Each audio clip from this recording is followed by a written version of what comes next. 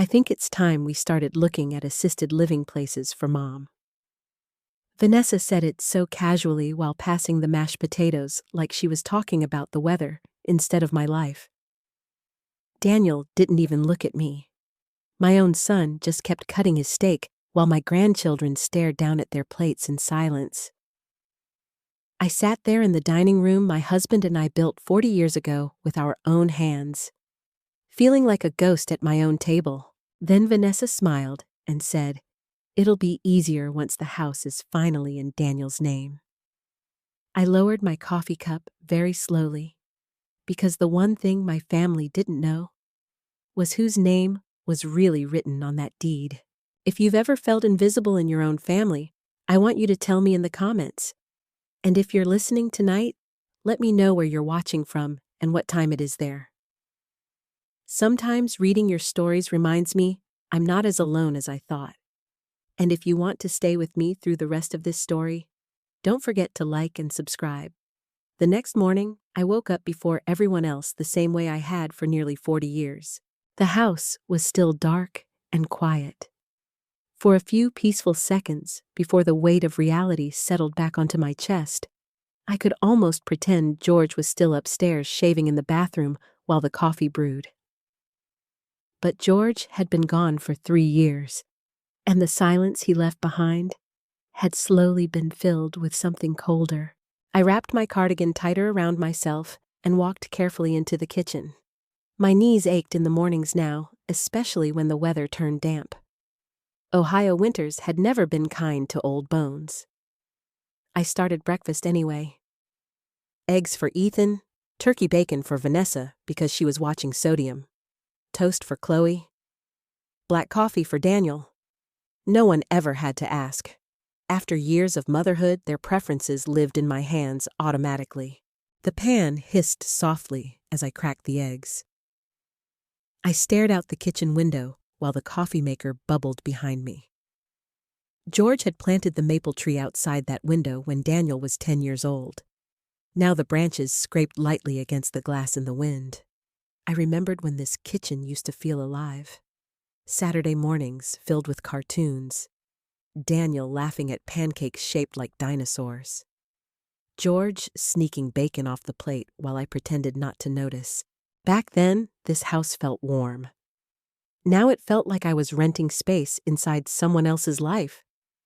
Footsteps echoed from upstairs. Vanessa entered first, already dressed in workout clothes, even though it wasn't even 7 in the morning. She glanced at the stove without smiling. "You burned the bacon a little," she said. "Not good morning. Not thank you. Just criticism." "I can make another batch," I answered quietly. She opened the fridge with a sigh. "No, it's fine." Then she poured almond milk into her coffee and sat at the counter scrolling through her phone. I placed her plate in front of her carefully. She didn't look up.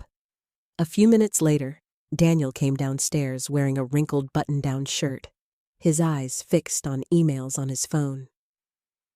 "Morning," I said softly. "Hey, Mom." That was it. No hug, no conversation. He grabbed his coffee and sat beside Vanessa. I stood there awkwardly for a second before returning to the stove. Sometimes I wondered when exactly I stopped being part of the family and became more like background furniture. Chloe came downstairs next, 19 years old. Pretty smart, always wearing headphones around her neck. She used to sit beside me in the garden when she was little. We'd plant tulips together every spring. Now she barely looked at me. "Morning," she muttered. "Morning, sweetheart." She took her plate and disappeared into the dining room while texting someone. Ethan followed behind her, still sleepy. Unlike the others, he at least gave me a small smile. "Thanks, Grandma." 3 simple words. They warmed me more than they should have. Vanessa suddenly spoke without lifting her eyes from her phone. "Daniel, don't forget the meeting with the financial advisor at 2. My hands paused over the sink. Financial advisor Daniel rubbed his forehead. "I know. We can't keep delaying things." I said I know. The sharpness in his voice surprised even her. Vanessa glanced briefly toward me before lowering her voice. We'll talk later. I pretended not to notice. Years of motherhood teach you how to survive uncomfortable moments by acting blind. But something inside me tightened. Lately, whispers stopped whenever I entered rooms. Conversations changed direction when I walked by. Bills disappeared quickly from the mailbox before I could sort them. At first, I told myself I was imagining things. Old people do that sometimes. At least that's what the world likes to say. But deep down, I knew something was wrong. After breakfast, everyone scattered. Daniel left for work. Vanessa headed to Pilates. Chloe locked herself in her room. Ethan went to school, and I remained behind to clean the dishes. The house became silent except for the sound of running water. I stared at my reflection in the kitchen window while I washed plates. My gray hair needed trimming. The lines around my eyes looked deeper lately. I looked tired. No, not tired. Forgotten. I dried my hands slowly and walked into the living room. The family photos on the fireplace caught my attention. George smiling with his arm around me. Daniel at his college graduation. Christmas mornings, birthday parties, vacations at Lake Erie. So many memories trapped in frames, while the real family itself slowly cracked apart. I picked up the oldest photo. George and I standing outside this house the summer we bought it. We had almost nothing back then. George worked double shifts at the factory while I cleaned motel rooms during the day and waitressed at night. Every paycheck went into this place. Every wall carried pieces of our sacrifice. I remembered sitting on the unfinished living room floor, eating cheap takeout because we couldn't afford furniture yet. George had grabbed my hand and smiled. One day this house will protect you, he told me. At the time, I thought he meant emotionally. I didn't realize he meant legally too. A sudden vibration startled me. My phone lit up on the side table. Unknown number. I answered carefully. Hello, silence for a second. Then a familiar voice. Mrs. Rice. This is Richard Hale. I straightened immediately. Richard had been George's attorney for decades. I hadn't spoken to him in months. Oh, Richard? Is everything all right? I was actually hoping we could meet sometime this week. Something in his tone made my stomach tighten. Why it concerns the house. My fingers gripped the phone harder. The house, yes, ma'am. I looked slowly around the living room, at George's chair, at the staircase, at the family photos. A strange chill crept through me. Richard continued carefully. There are some documents I think you should review. What kind of documents? A pause. Then he lowered his voice. Mrs. Rice, has your son spoken to you recently about refinancing the property? My heart skipped. No. Another silence. I see, Richard said quietly. And suddenly, for the first time in months, I realized something terrifying. The way Daniel avoided eye contact. The whispers. The financial meetings. The sudden push toward assisted living. It wasn't random. It was connected. And whatever they were planning, it involved my home. I slowly sat down on the couch because my legs suddenly didn't feel steady anymore. Richard spoke gently. I think we should meet tomorrow morning? I swallowed hard. All right. After the call ended, I sat there alone in the quiet house. The clock ticked softly on the wall. Outside, cold wind rattled the maple branches George had planted decades ago. And for the first time since my husband died, I began to wonder if my own family saw me as more valuable dead or simply gone. The dinner party started at 6, but Vanessa had been stressed about it since noon. She moved around the kitchen with the tight, irritated energy of someone trying to impress people she secretly disliked. Every few minutes, she criticized something. The napkins are folded wrong. Daniel, the wine glasses still have spots. Ethan stopped touching the appetizers. And somehow, even after cooking half the food myself, I still managed to be in her way. Mallory, can you please stay out of the kitchen for a little while? She snapped while adjusting a tray of baked salmon. I already organized everything. I quietly wiped my hands on a dish towel. Of course. I stepped aside like a guest in my own home. The smell of garlic, rosemary, and roasted vegetables filled the air, but the house didn't feel warm. It felt staged, like one of those fake model homes people walk through before buying. Everything looked perfect. Nothing felt loving. I went upstairs to change before the guests arrived. My bedroom used to belong to George and me. Even after 3 years without him, I still slept on my side of the bed. His side remained untouched, except for the folded blanket at the corner. Some nights, I still reached for him in my sleep. I opened my closet slowly and chose a navy blue sweater George once said made my eyes look younger. As I brushed my hair in the mirror, I heard laughter downstairs. Guests arriving. For one brief moment, I considered staying upstairs.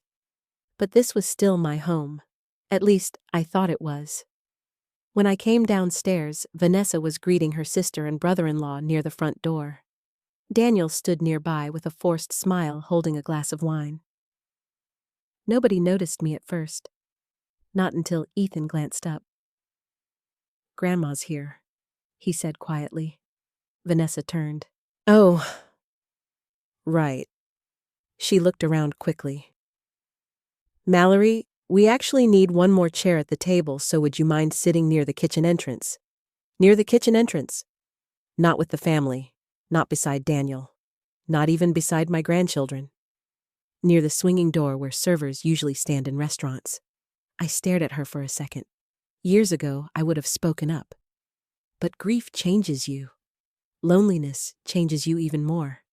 So I simply nodded. "That's fine." Vanessa smiled too quickly, relieved I hadn't embarrassed her. The guests settled into their seats while soft jazz played in the background. I sat quietly at the far end of the table beside the kitchen doorway, while everyone else filled the center seats. From there, I could hear everything clearly. And maybe that was Vanessa's first mistake. Dinner began politely enough. People complimented the food. Daniel poured wine. Stories bounced around the table, but little comments started slipping out slowly. Tiny cuts disguised as conversation. Vanessa laughed while speaking to her sister. "We've honestly outgrown this house." Daniel nodded. "Yeah, especially with everyone here. Everyone. Not family, not mom, just everyone." Her sister glanced toward me awkwardly before sipping her wine. Then Daniel added something that made my stomach tighten. "Mom doesn't really need much space anymore anyway." A few people chuckled softly. I felt heat crawl into my face. Vanessa leaned forward eagerly. "Exactly. Once Chloe graduates, we really need a home office upstairs." Upstairs. My room was upstairs. I kept my eyes on my plate. Daniel cut into his steak casually. "We're trying to simplify things for her, too. For her." As if I weren't sitting 10 feet away. One of the guests cleared his throat uncomfortably. Nobody looked directly at me. That somehow hurt worse. I suddenly remembered another dinner at this same table years ago. Daniel was 12. He spilled gravy all over the floor and burst into tears because he thought George would yell at him. Instead, George laughed so hard he nearly choked on iced tea. "We're family," he told him. "Nothing matters more than making people feel safe at this table." I almost broke remembering it. Now I sat at the edge of that same table, feeling smaller than I ever had in my life. Vanessa stood to refill drinks. As she passed behind me, she whispered quietly enough that only I could hear. "We're just trying to think about what's best for everybody." I looked up at her. "And who decides what's best for me?" Her smile tightened. "Well, Sometimes people need help accepting change. Then she walked away before I could answer. The room suddenly felt too hot. I pushed my chair back softly. I'm just going to get some air. Nobody stopped me, not even Daniel. I stepped into the kitchen and closed the swinging door behind me. The silence hit instantly. I gripped the edge of the counter and tried to steady my breathing. My eyes burned. I hated crying, especially in my own house. I stared out the dark kitchen window toward the backyard George once loved. He used to barbecue out there every 4th of July, while music played through old speakers from the garage. The neighborhood kids would run through sprinklers, while Daniel chased them with water balloons. Back then, this house held laughter. Now every room felt cold. I pressed trembling fingers against my mouth. How did I become someone people discussed instead of spoke to a burden? A problem to solve. A woman to move somewhere convenient. The thought made my chest ache. Then my phone vibrated in my cardigan pocket. I pulled it out quickly, grateful for the distraction. Richard Hale, I answered immediately. Hello, Mrs. Rice, he said gently. I'm sorry to bother you tonight. I glanced toward the dining room where laughter still echoed faintly. You're not bothering me. Are you alone? That question immediately sharpened my attention. Yes. Richard lowered his voice. I need to ask you something important. Has Daniel mentioned putting the house on the market? My stomach dropped so suddenly I had to grab the counter again. No. Has he discussed transferring ownership, refinancing, anything involving the property? No, I whispered again. A heavy silence followed. Then Richard sighed softly. I was afraid of that. Fear crawled slowly through my chest. Richard, what's happening I'd rather explain in person. No? My voice cracked slightly. Please tell me now. I heard papers moving on his end of the line. Someone recently requested documentation connected to your property records. My pulse quickened. Who? Another pause. Daniel. I shut my eyes. For a moment, I could still hear laughter from the dining room. Glasses clinking. Vanessa's fake, cheerful voice. People celebrating in a house they apparently believed already belonged to them. Richard spoke carefully. There are things about the deed your son may not fully understand. My breathing slowed. The deed. George. Suddenly, memories surfaced. George sitting beside me at the hospital during his final weeks. His weak hand holding mine. His voice barely above a whisper. Promise me something, Mallory. What? No matter what happens, don't let anyone make you feel powerless in your own home. At the time, I thought he was speaking emotionally. Now I wasn't so sure. Mrs. Rice. I opened my eyes again. Yes, I think you should come see me tomorrow morning. I stared toward the dining room doorway. Daniel was laughing at something one of the guests said. Completely relaxed. Completely unaware. And for the first time, a terrible realization settled deep into my bones. My family wasn't just planning my future without me. They were planning to erase me from this house entirely. I barely slept that night. Every creak of the house sounded different after my conversation with Richard. The refrigerator humming downstairs. The pipes knocking softly inside the walls. Footsteps in the hallway around midnight, probably Daniel getting water. For years, those sounds had comforted me. They were the sounds of family, of home. Now, they felt unsettling. I lay awake, staring at the ceiling while questions circled endlessly in my mind. Why was Daniel looking into the property records? Why hadn't he told me? And why did Richard sound so worried? Around 6 in the morning, I finally gave up trying to sleep. I got dressed quietly and slipped downstairs before anyone else woke up. For once, I didn't make breakfast. I simply poured myself coffee and sat alone at the kitchen table. The silence felt strange, almost rebellious. For years I had spent every morning serving everyone else before even thinking about myself.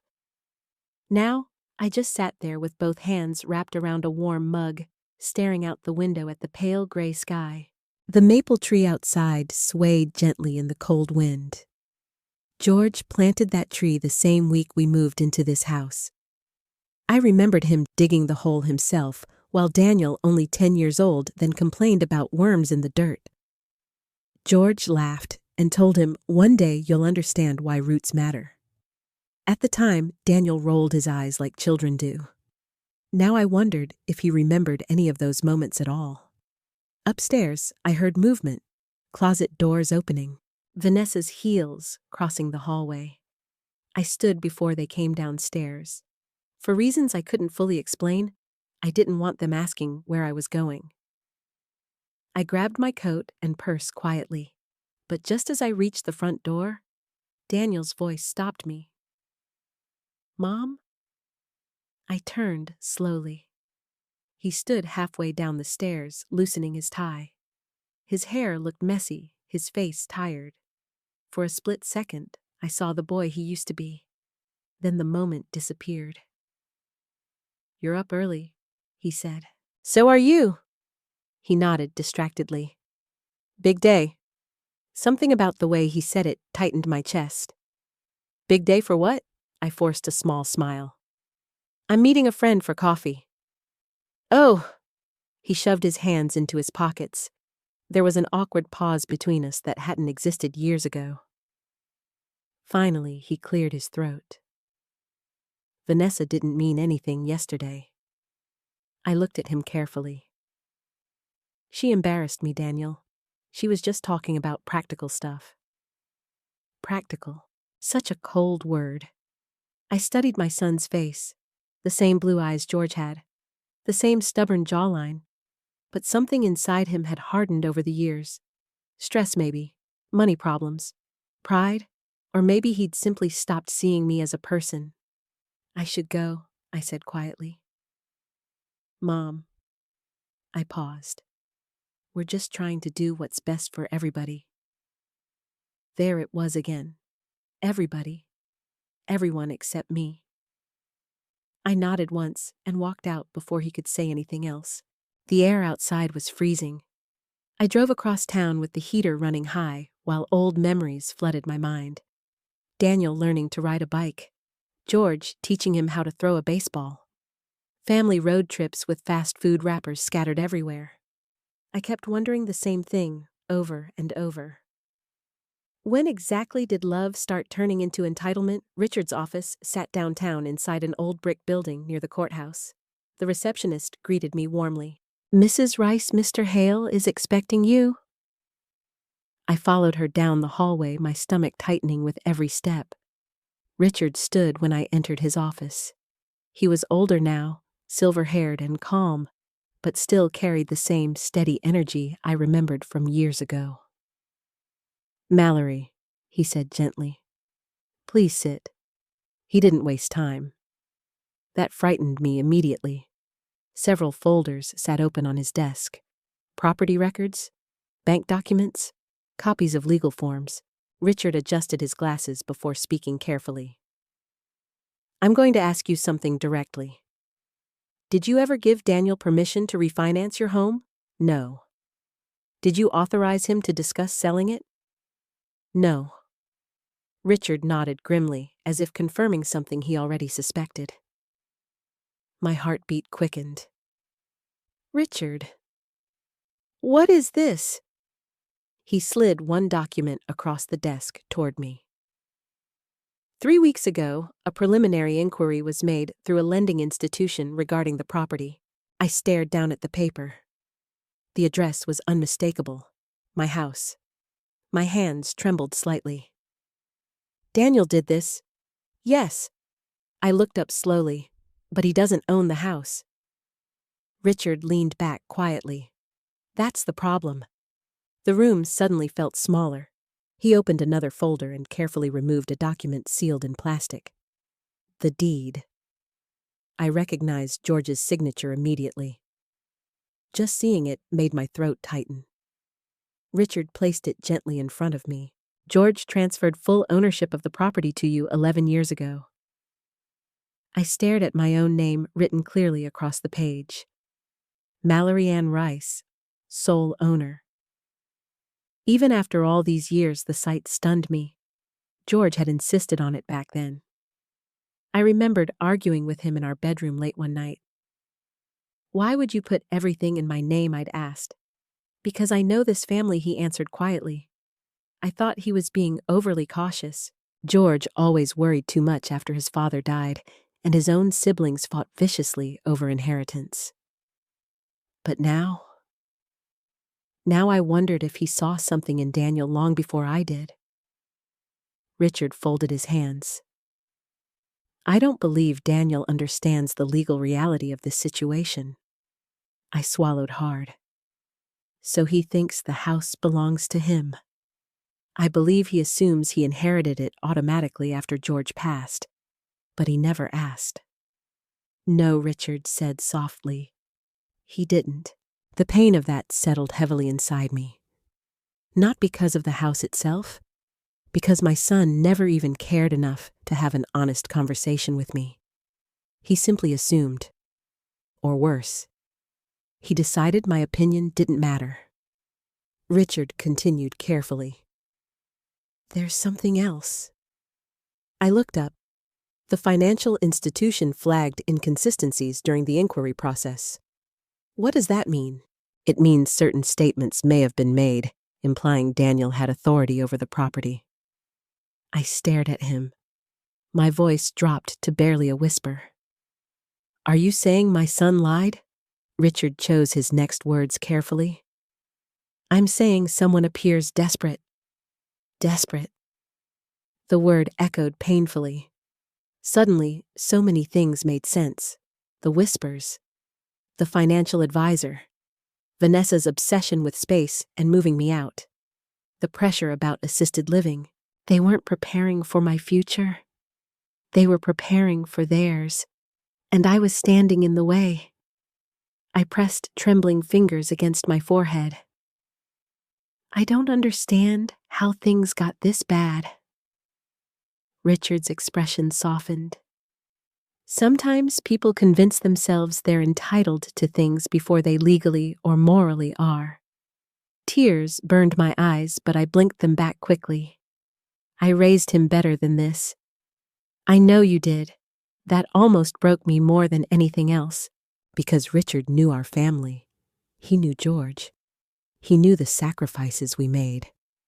And now, here I was sitting in a lawyer's office, discussing whether my own son was trying to take control of my home behind my back. Richard slid the deed toward me again.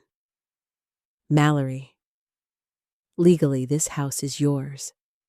Completely yours." I stared at the paper silently. George's final act of love, protection, security, a voice from the past reaching forward to save me when he no longer could. And suddenly, I understood something terrifying. George must have seen this possibility coming long before I did. I didn't tell anyone about my meeting with Richard. Not Daniel. Not Vanessa. Not even Chloe or Ethan. I came home that afternoon carrying the weight of the truth quietly inside my chest, like a stone. The house looked the same from the outside. White siding. Blue shutters. The porch George rebuilt himself one summer after a storm damaged the old railings. But now, every window felt different somehow. Like I was seeing my own life through unfamiliar eyes. When I stepped inside, I immediately heard Vanessa talking loudly in the kitchen. "We can't keep waiting forever, Daniel." I froze near the hallway. Their voices dropped lower after that. Whispers again. Always whispers. I moved carefully, setting my purse down without making noise. Then I heard Daniel sigh heavily. I know, okay, I'm handling it. You said that last month. I said, I'm handling it. There was tension in his voice now. Sharp, exhausted. Vanessa lowered her tone, but not enough. If we miss another payment, the rest became muffled. Payment. My stomach tightened instantly. I stepped quietly toward the kitchen doorway before either of them noticed me. Daniel stood near the counter rubbing his temples while Vanessa leaned against the refrigerator with crossed arms. Neither looked happy. For a brief moment, I almost felt sorry for them. Then Vanessa saw me. Her entire expression changed instantly. A smile appeared too quickly. Oh, Mallory, you're home? Daniel turned fast, startled. Mom? I studied both of them carefully. Everything all right? Of course, Vanessa answered immediately. Too quickly, too polished. Daniel grabbed a glass from the counter. Just work stuff. I nodded slowly. The lies were becoming easier for them now. That hurt more than I expected. I'm going upstairs for a while, I said softly. Neither stopped me. As I climbed the staircase, I could feel their eyes following me until I disappeared around the corner.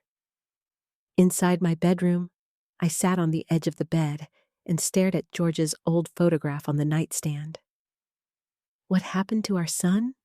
I whispered. Of course, there was no answer. Only silence. I spent the next hour trying to read a book, but the words blurred together. My mind kept replaying everything Richard had told me. Sole owner, property inquiry, financial institution. Desperate. I hated that word now, because desperation makes people dangerous, especially when money gets involved. Around 4 o'clock, I went downstairs to put laundry away. The upstairs hallway bathroom needed clean towels, and old habits are difficult to break. As I passed Daniel's office, I noticed the door slightly open. That room used to be George's workshop space. Now it smelled like printer ink, coffee, and stress. I wasn't trying to snoop. At least that's what I told myself. But when I glanced inside and saw papers scattered across the desk, something inside me paused. Then I noticed the word mortgage printed across one document. My pulse quickened. I looked toward the staircase. Quiet, no footsteps. Slowly, I stepped inside. The office felt messy in a way Daniel never used to be. Folders stacked everywhere, coffee stains, unopened mail, a calculator, and on the desk, documents from a lending company. I picked one up carefully. Loan assessment, property estimate, market value projection. My hands started trembling slightly. Then I saw my home address printed clearly across the page. I swallowed hard. Another document sat partially hidden beneath a folder. This one included realtor information. There were notes scribbled along the margins. Potential listing timeline. Minor renovations before sale. Occupant relocation. Occupant. That was me. Not mother, not family. Occupant. A strange numbness spread through my chest. I kept reading. Projected sale value. Estimated profit. Temporary apartment options. Then one sentence nearly stopped my breathing. Once mother transitions into assisted living. I slowly lowered the paper. Mother. Not mom. Not Mallory. Just a problem to relocate before cashing out the house. Tears burned behind my eyes, but anger was starting to rise beneath the pain now. Cold anger. The kind that wakes something up inside you after years of silence. I opened another folder. Credit card debt. Late payment notices. Business loan statements. My eyes widened. Daniel owed far more money than I imagined. Some balances were terrifying. 30,000. 50,000. One account marked final notice in red letters. I suddenly understood everything. The pressure. The whispers. The sudden urgency to move me out. This wasn't about family anymore. This was survival. and they planned to survive using my home. A floorboard creaked outside the office. I quickly set the papers down exactly where I found them. My heart pounded. Footsteps approached. Vanessa appeared in the doorway. For one awful second, neither of us spoke. Her eyes moved immediately toward the desk, then toward me. The air changed instantly. "I was looking for towels," I said quietly. She stared at me for another second too long before forcing a smile. "Oh." Silence again. I stepped toward the hallway, but Vanessa suddenly spoke. "Daniel's under a lot of pressure lately." I stopped. There was something almost defensive in her voice. I turned slowly. I didn't ask. Her jaw tightened slightly. "He's trying to do what's best for this family." I looked at her carefully. "And what exactly is that?" For a second, I thought she might tell the truth. Instead, she folded her arms. "Sometimes hard decisions have to be made." There it was again. Hard decisions. Practical things. Transitions. Nobody ever said the real words directly. Sell the house. Move the old woman out. Save ourselves. I met her eyes steadily. This house mattered to George. Something flickered across her expression. Irritation, maybe. "George is gone, Mallory." The words hit harder than she intended. Or maybe exactly as hard as she intended. I saw immediate regret flash briefly across her face, but it vanished just as fast. I nodded slowly. "Yes," I whispered. "He is." Then I walked past her. My hands shook all the way back to my bedroom. Not from fear anymore. From realization. For months, maybe longer, I'd convinced myself I was being oversensitive, lonely, emotional. But I wasn't imagining any of this. They had already begun planning a future without me in this house. And the most painful part, Daniel allowed it. That evening during dinner, I watched everyone differently. Vanessa talked about grocery prices. Chloe scrolled through her phone while eating salad. Ethan quietly did homework beside his plate. Daniel barely touched his food. They looked like an ordinary American family, but underneath the surface secrets sat at the table with us. At one point, Daniel glanced toward me. "You okay, Mom?"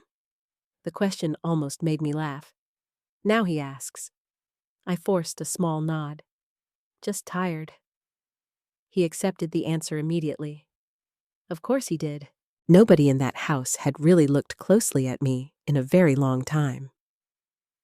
Later that night, after everyone went upstairs, I walked alone through the living room. Moonlight spilled softly across the hardwood floors George once refinished by hand. I touched the back of his old recliner gently. Then I looked around the house slowly. Every wall carried memories. Birthdays, Christmas mornings, arguments, forgiveness, life. And now strangers were discussing sale prices for it while I still lived inside it. A deep ache settled in my chest. But beneath that ache, something new was beginning to grow. Not weakness, not grief, awareness. For the first time in years, I stopped feeling like a helpless old woman waiting for life to happen to her. And I started realizing something far more dangerous. I knew the truth, and my family had no idea yet. 3 days later, Vanessa placed the brochure in front of me like she was offering dessert. We were sitting in the kitchen alone.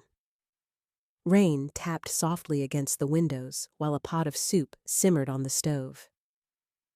I had spent the afternoon peeling potatoes and chopping vegetables while Vanessa talked on the phone with someone about furniture financing in the next room.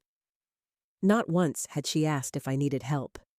Now she slid the glossy pamphlet across the table with a careful smile.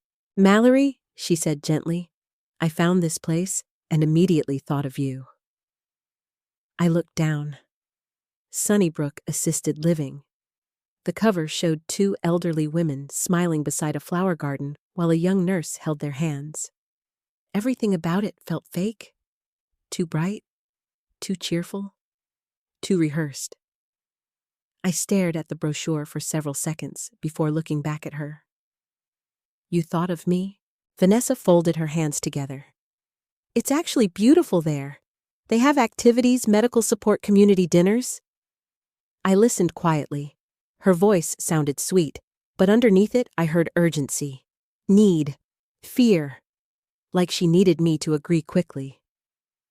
I'm not sick, I said calmly. Oh, of course not. Then why would I move there? Vanessa's smile tightened slightly. Well, this house is getting crowded. There it was. Finally. Not hidden behind whispers or fake concern. Crowded. I glanced slowly around the kitchen George and I had rebuilt twice over the years. This house once held birthday parties with 20 people squeezed into the living room. Now, suddenly, there wasn't space for one old woman. I don't take up much room, I said softly. Vanessa sighed quietly like I was making things difficult. It's not about that. Then what is it about? Before she could answer, Daniel walked in. His eyes immediately moved to the brochure on the table. A flash of discomfort crossed his face. Vanessa? She deserves honesty, Vanessa interrupted. Daniel rubbed the back of his neck nervously. I looked at my son carefully. You agree with this? He pulled out a chair slowly and sat down across from me. Mom, we've just been thinking about the future. I almost smiled at that. Everybody kept talking about my future without asking what I wanted from it. The future, I repeated quietly. Daniel leaned forward. We worry about you being alone here someday. Alone. What an interesting word coming from people who already treated me like I wasn't there. Vanessa jumped in quickly. And Sunnybrook really is lovely. You'd have friends your age, friends my age, as if old people become interchangeable after 65. I looked at Daniel. Did you pick this place too? His hesitation answered before his mouth did. We looked at a few options. My chest tightened painfully. They'd already been visiting facilities. Planning, researching, preparing, without ever speaking honestly to me. A deep silence settled over the kitchen. The rain outside grew heavier. Finally, I asked the question I already knew the answer to. And what happens to this house? Daniel and Vanessa exchanged a quick glance. Too quick, too practiced. Vanessa spoke first. Well, obviously maintaining a property this size is expensive. Daniel nodded slowly. It may make sense to downsize eventually. Eventually. Another careful word. I studied their faces quietly. Then I asked very softly. You're planning to sell it, aren't you? Daniel immediately looked away. Vanessa answered instead. We're just considering possibilities. That was all the confirmation I needed. For a moment, the room blurred slightly around me. I suddenly remembered standing in this same kitchen 20 years earlier, helping Daniel fill out college applications. He'd been nervous about tuition costs. George and I had secretly refinanced part of the house to help pay for his education. We never told him. We just wanted his future secure. And now, here he sat, planning his own future by quietly removing me from mine. I folded the brochure carefully and placed it back on the table. When were you planning to tell me? Daniel finally met my eyes.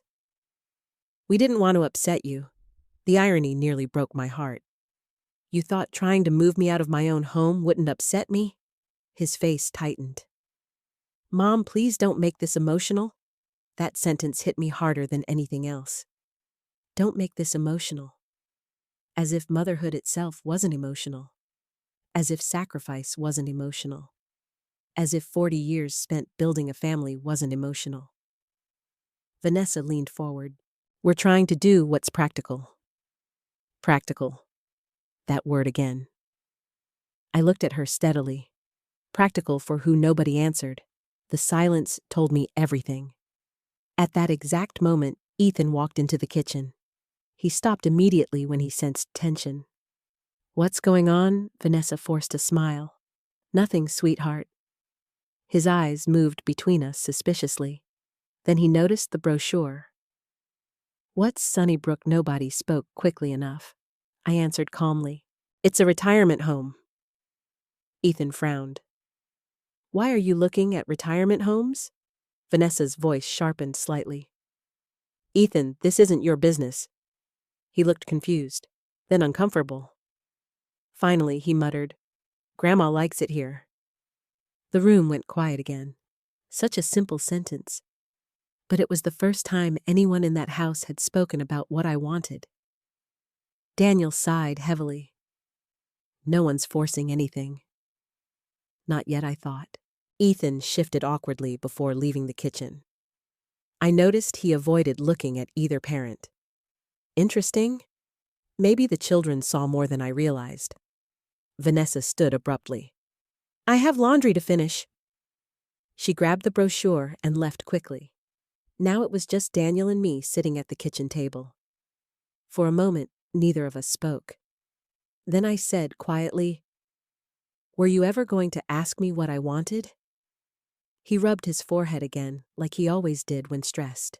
"Mom, things are complicated right now." "How complicated?" Another silence.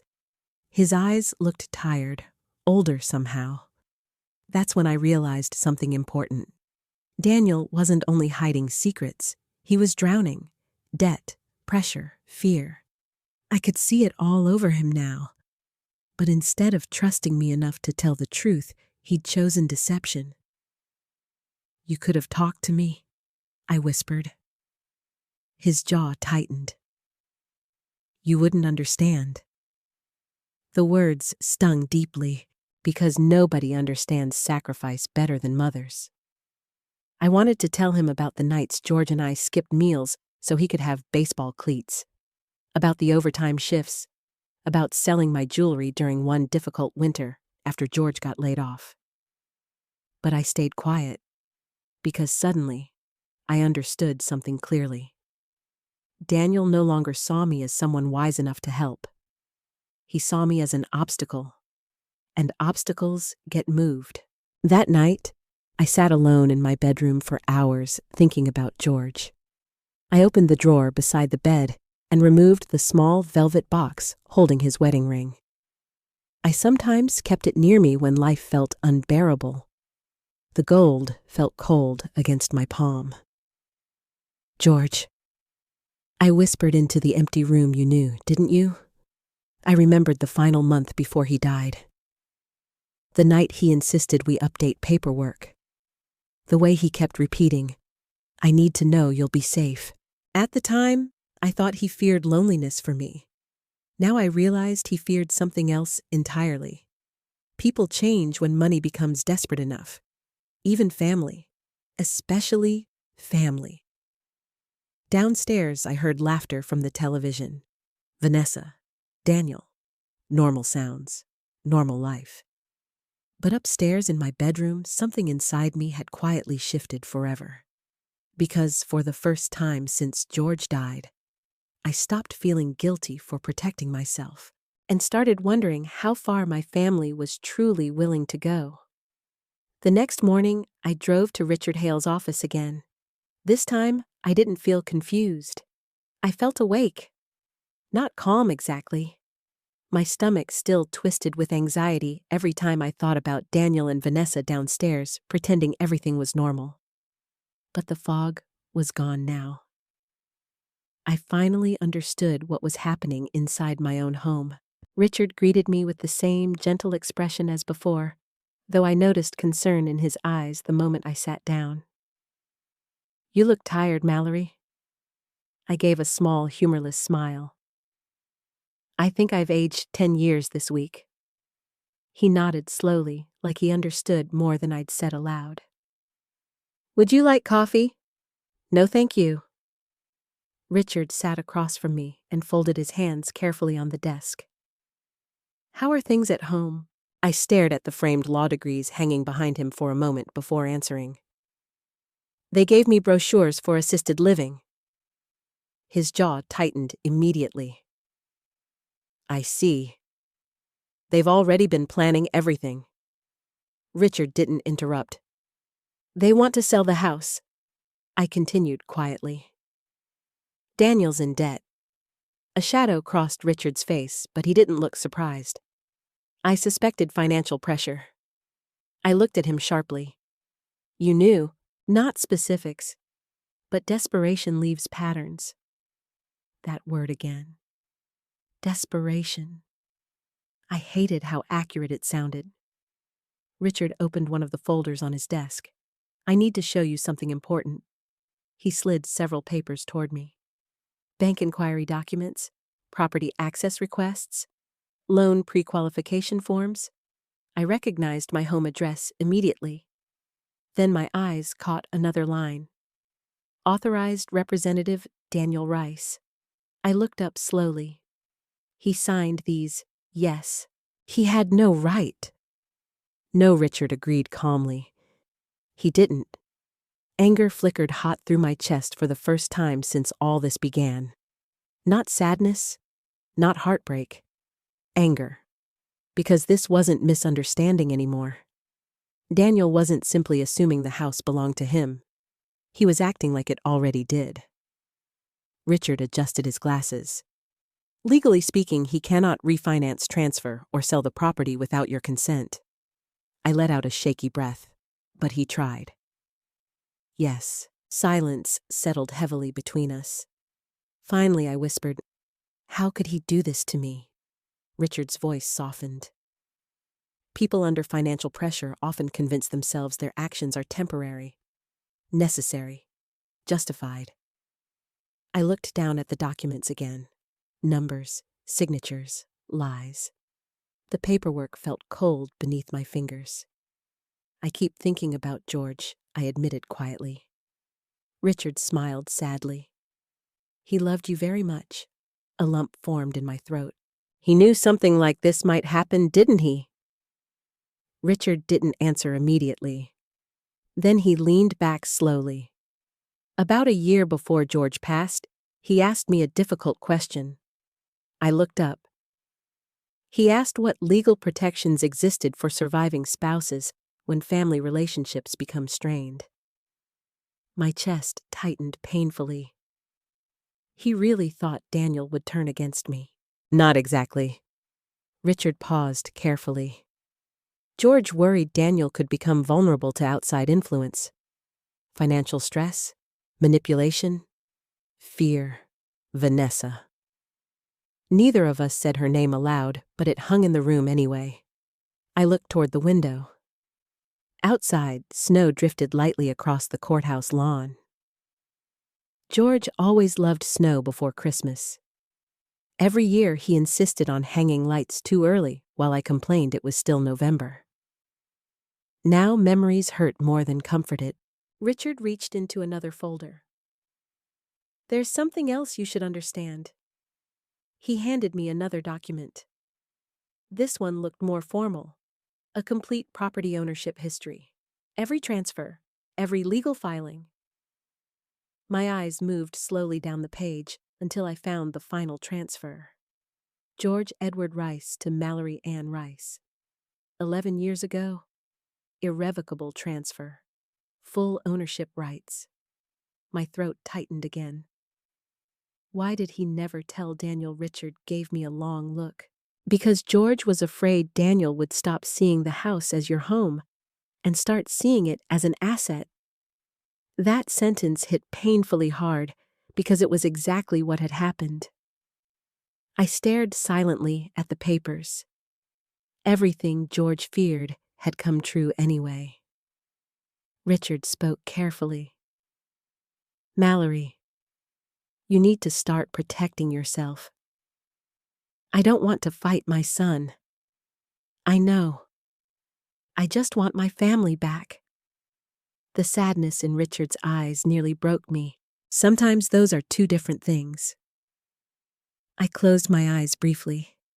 God, I was tired. Tired of tension. Tired of pretending not to notice whispers. tired of feeling unwanted in rooms I once filled with love. Richard's voice interrupted my thoughts gently.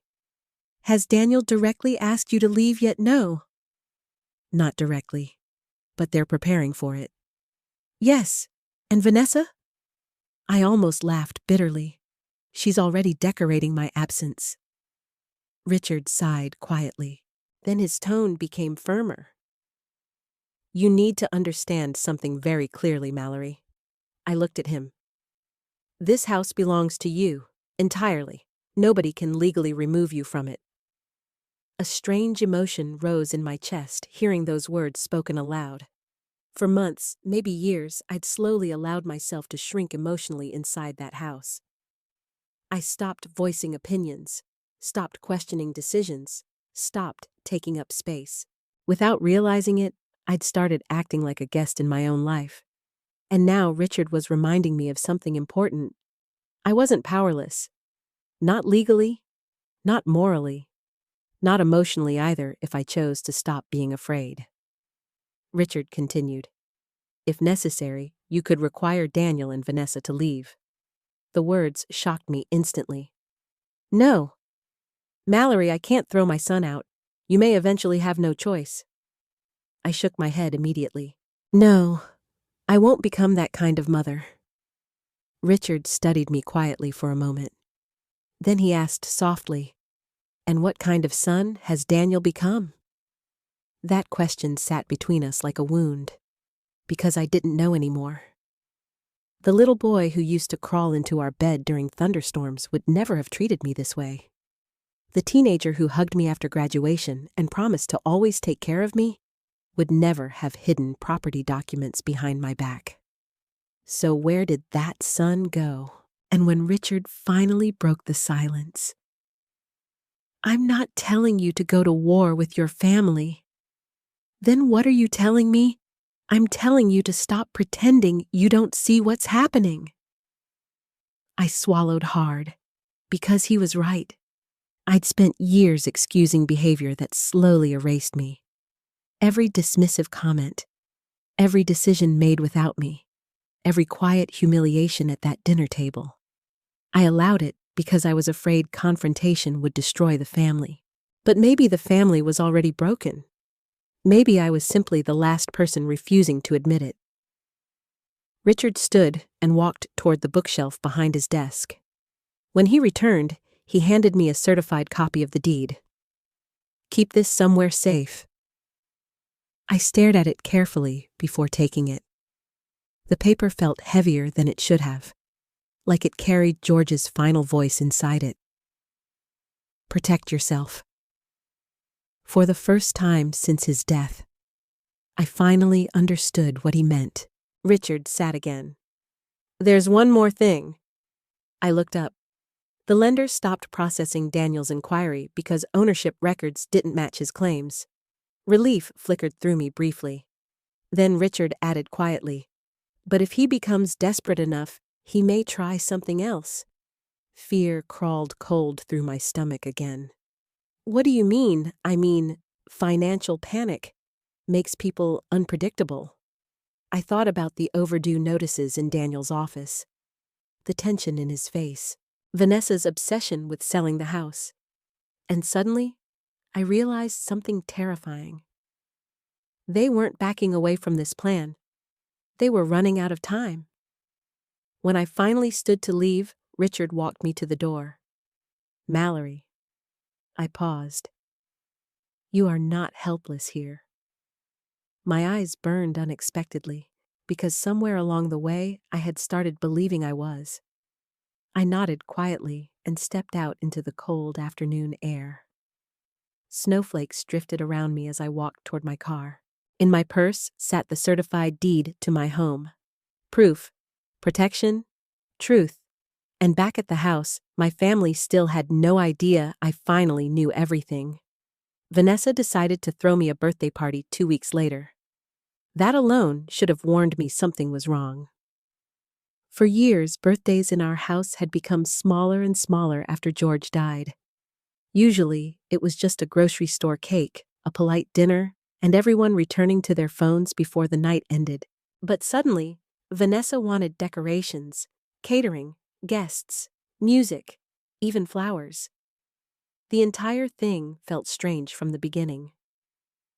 "I just think Mallory deserves something special this year," Vanessa announced cheerfully while hanging gold streamers across the dining room doorway. Chloe looked mildly surprised. Ethan looked suspicious. Daniel looked nervous. And I stood quietly in the kitchen frosting cupcakes, while pretending not to notice any of it. The party started at 5 on a Saturday evening. Vanessa invited neighbors, a few relatives, and several of Daniel's co-workers. The house filled with voices and laughter that sounded forced somehow, like everyone was trying too hard to appear happy. I wore a cream-colored sweater Chloe helped me choose earlier that afternoon. "You should wear lighter colors more often," she'd said awkwardly while standing in my doorway. It was one of the few kind things she'd said to me in months. I held on to it more than I should have. By 6 o'clock, the living room was crowded. Music drifted softly through the speakers, while people balanced paper plates and wine glasses. Vanessa moved through the guests like a politician during a campaign event, smiling too brightly and touching everyone's arm when she spoke.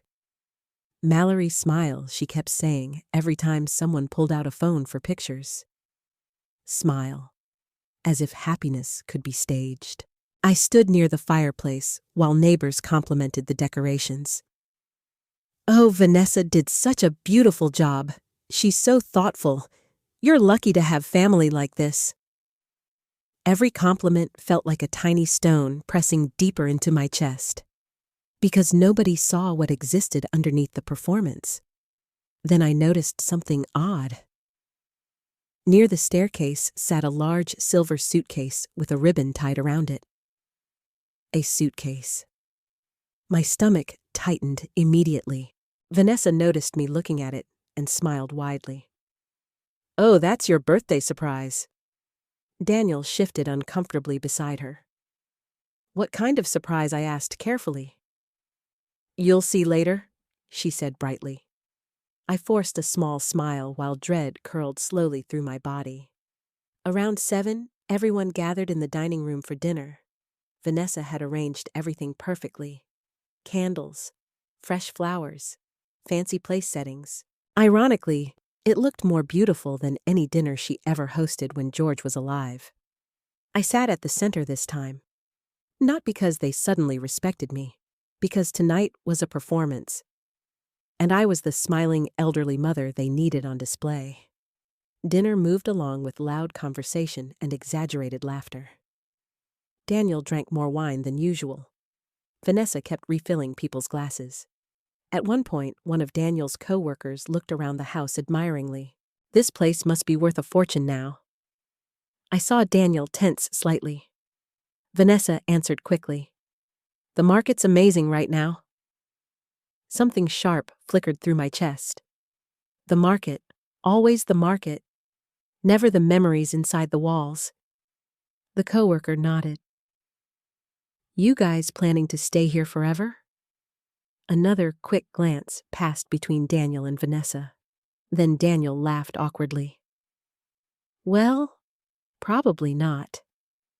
Vanessa leaned forward excitedly. "We've actually been talking about starting a whole new chapter soon." My fingers tightened slightly around my fork. New chapter? There it was again. That careful language they used whenever discussing plans that involved removing me from my own life. One of Vanessa's friends smiled toward me. "And Mallory will probably love having less responsibility." Vanessa nodded eagerly. "Exactly. We all reach a point where we deserve rest." I looked directly at her. "And when exactly is that point?" The table went quiet for half a second too long. Vanessa laughed lightly to smooth it over. "Oh, you know what I mean." No, I knew exactly what she meant. Daniel suddenly stood and lifted his wine glass. "I actually want to say something." Everyone quieted immediately. I felt my heartbeat slow strangely, because something about his expression scared me. He cleared his throat. "First of all, happy birthday, Mom." Polite applause followed. Daniel smiled tightly. You spent your whole life taking care of everybody else. And now it's time for us to take care of you. I stared at him silently. The room blurred slightly around the edges. He continued. We've all been talking a lot lately about the future and about making changes that are best for the whole family. Vanessa watched him carefully, almost anxiously. Daniel took another sip of wine. And I think this next stage is going to be really exciting for everybody. Exciting? That word nearly made me laugh, because nothing about slowly being erased felt exciting. Then Vanessa stood suddenly. Okay, time for the present. She walked over to the silver suitcase and rolled it dramatically into the dining room while several guests clapped politely. I felt cold all over. Vanessa rested her hand proudly on the handle. This is for your new adventure. Adventure. As if being pushed out of my home was some kind of vacation. Open it, she urged. The room watched me expectantly. My hands moved slowly. I touched the ribbon carefully before looking up at her. A suitcase. It's lightweight, Vanessa said brightly. Perfect for travel. Travel where nobody said it aloud. They didn't need to. I looked at Daniel. He couldn't even meet my eyes now. Shame flickered across his face, but not enough to stop any of this. I realized then that Vanessa wasn't truly leading anymore. Daniel was allowing it, choosing it. That hurt far worse. One of the guests laughed awkwardly. Well, maybe now you can finally relax somewhere warm. I smiled faintly because I didn't trust myself to speak. Inside my chest, something was changing again. Not breaking this time. Hardening. Vanessa wrapped an arm around Daniel. We're all just excited to simplify life a little. Simplify. Such a clean word for something cruel. I looked slowly around the table. Neighbors smiling politely. Friends drinking wine. Family pretending this humiliation was kindness. And suddenly, I understood something important. Nobody here knew the truth. Not one of them knew whose name sat legally on the deed to this house. Not one of them understood that the burden they were trying to relocate actually owned every wall surrounding them. The realization gave me a strange calm. For the first time in weeks, I stopped feeling afraid. Because secrets lose power once you understand them fully. After dinner, guests slowly drifted back into the living room for cake and coffee. I slipped quietly into the kitchen alone. The noise faded behind the swinging door. My reflection stared back at me faintly in the dark kitchen window. Tired eyes. Gray hair. But something else too. Strength. The phone in my cardigan pocket felt suddenly heavy. I pulled it out slowly. Richard's number still sat near the top of my recent calls. Without allowing myself time to second-guess it, I dialed. He answered on the second ring. Mallory? I lowered my voice. I think it's time. Silence. Then Richard asked quietly, Are you ready? I looked toward the dining room, where Daniel's laughter echoed faintly through the walls. No, I whispered honestly. Then I closed my eyes briefly. But they're running out of time before they force this too far. Another silence. Finally, Richard spoke calmly. Tell me what happened. I stared at the silver suitcase sitting in the corner of the dining room like a message nobody bothered hiding anymore. And for the first time since George died, I stopped wondering whether my family planned to remove me from my home. Now I was wondering how shocked they'd be when they discovered they never owned it at all. The realtor arrived the following Thursday at exactly 10 in the morning. I knew because Vanessa had spent the entire week preparing the house like we were trying to impress royalty. Fresh flowers appeared in every room. Decorative pillows suddenly mattered. Even the air smelled artificial from the expensive vanilla candles she kept lighting. She was nervous. Daniel was worse. He barely slept anymore. I heard him pacing downstairs late at night after everyone went to bed. Some mornings, he left the house before sunrise, returning hours later, with dark circles under his eyes and the smell of stress clinging to him like smoke. But neither of them spoke honestly to me. Not once. That morning, I sat quietly in the living room knitting while Vanessa rushed around wiping already clean countertops. "Daniel, did you hide the laundry basket upstairs?" "Yes." "And the bills off the desk?" "Yes." "What about the crack in the hallway wall?" I said I handled it. His voice snapped harder than usual. Vanessa froze for a second before lowering her tone. "Well, you don't need to yell." I kept knitting silently. Neither of them acknowledged how strange this entire situation was, because in their minds, I was already halfway gone. At 9:58, the doorbell rang. Vanessa instantly brightened. That must be her. Daniel adjusted his shirt nervously before opening the front door. A woman in her early 40s stepped inside carrying a leather folder and an iPad.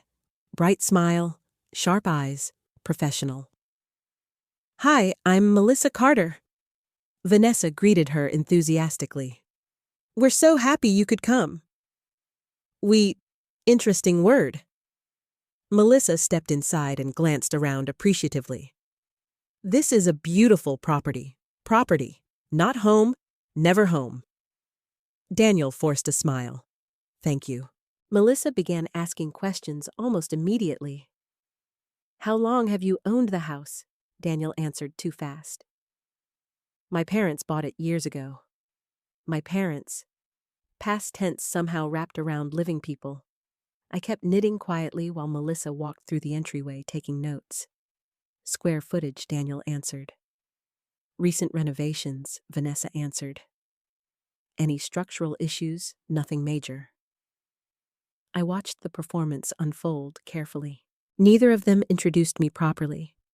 I was simply there in the background like an elderly relative visiting temporarily. Finally, Melissa glanced toward me politely. "And you are." A strange silence followed. Vanessa smiled quickly. "This is Daniel's mother, Mallory. She lives with us. Lives with us. Not owns the home, not built the home, just lives with us."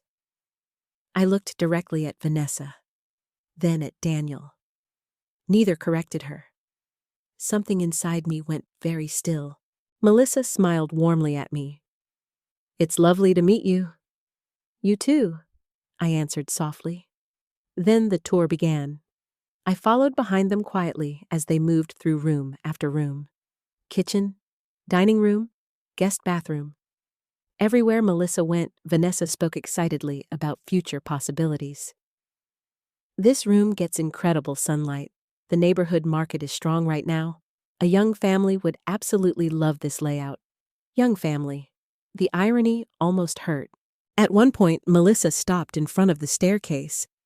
"And the upstairs bedrooms," Daniel cleared his throat. "4 total." Melissa nodded while typing notes into her iPad. "Would all occupants be relocating before sale occupants?" Again, that word. Vanessa answered immediately. "Yes, of course. Of course." I stared at the back of her head silently. No hesitation. No guilt. Just certainty. Melissa continued climbing the stairs. I moved slower behind them, my knees aching slightly.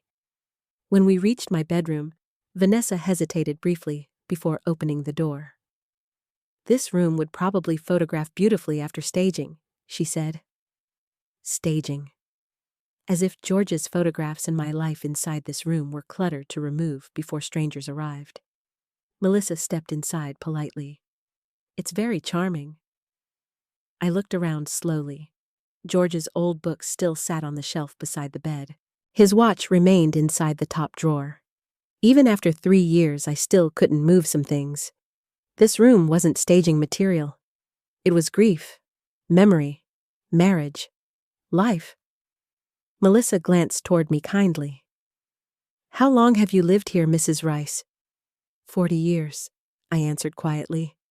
Her eyebrows lifted slightly. That's incredible. Before I could respond, Vanessa interrupted brightly. She's ready for less maintenance now. I turned slowly toward her. Ready was I? Or had they simply decided that for me, Melissa smiled professionally. A lot of people your age downsize eventually. I held her gaze calmly. Some people do. The air shifted slightly, not enough for anyone else to notice. But enough. We continued the tour downstairs. By the time we reached the living room again, Melissa seemed impressed. This house should move quickly in the current market. Daniel visibly relaxed for the first time all morning. Then Melissa opened her folder.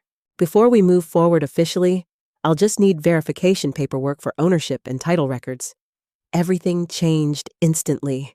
I saw it happen in Daniel's face first. A flicker. Fast but unmistakable. Panic. Vanessa stepped in immediately. Oh, we're still organizing some documents. Melissa smiled politely. No problem. I'll eventually need deed verification before listing paperwork can be finalized. Silence. Heavy silence. Daniel rubbed the back of his neck.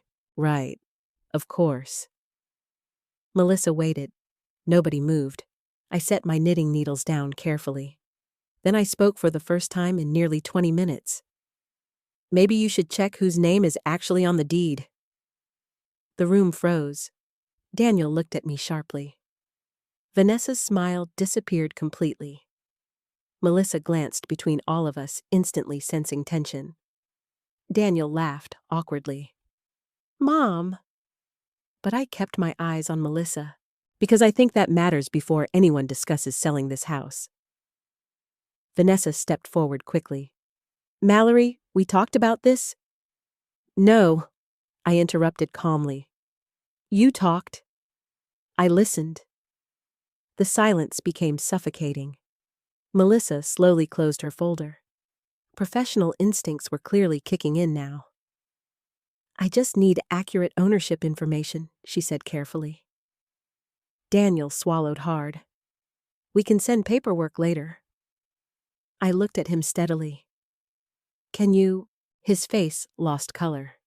For a moment, nobody spoke. Then footsteps sounded near the front door. A knock followed. 3 slow, firm knocks. Daniel frowned immediately. We're not expecting anyone else. But I already knew who it was. My heartbeat slowed strangely. Not from fear anymore. From certainty. Vanessa moved toward the entryway nervously. When she opened the door, Richard Hale stood outside holding a leather briefcase. Daniel went completely still. What is he doing here? Vanessa whispered sharply. Richard stepped inside calmly. Good morning.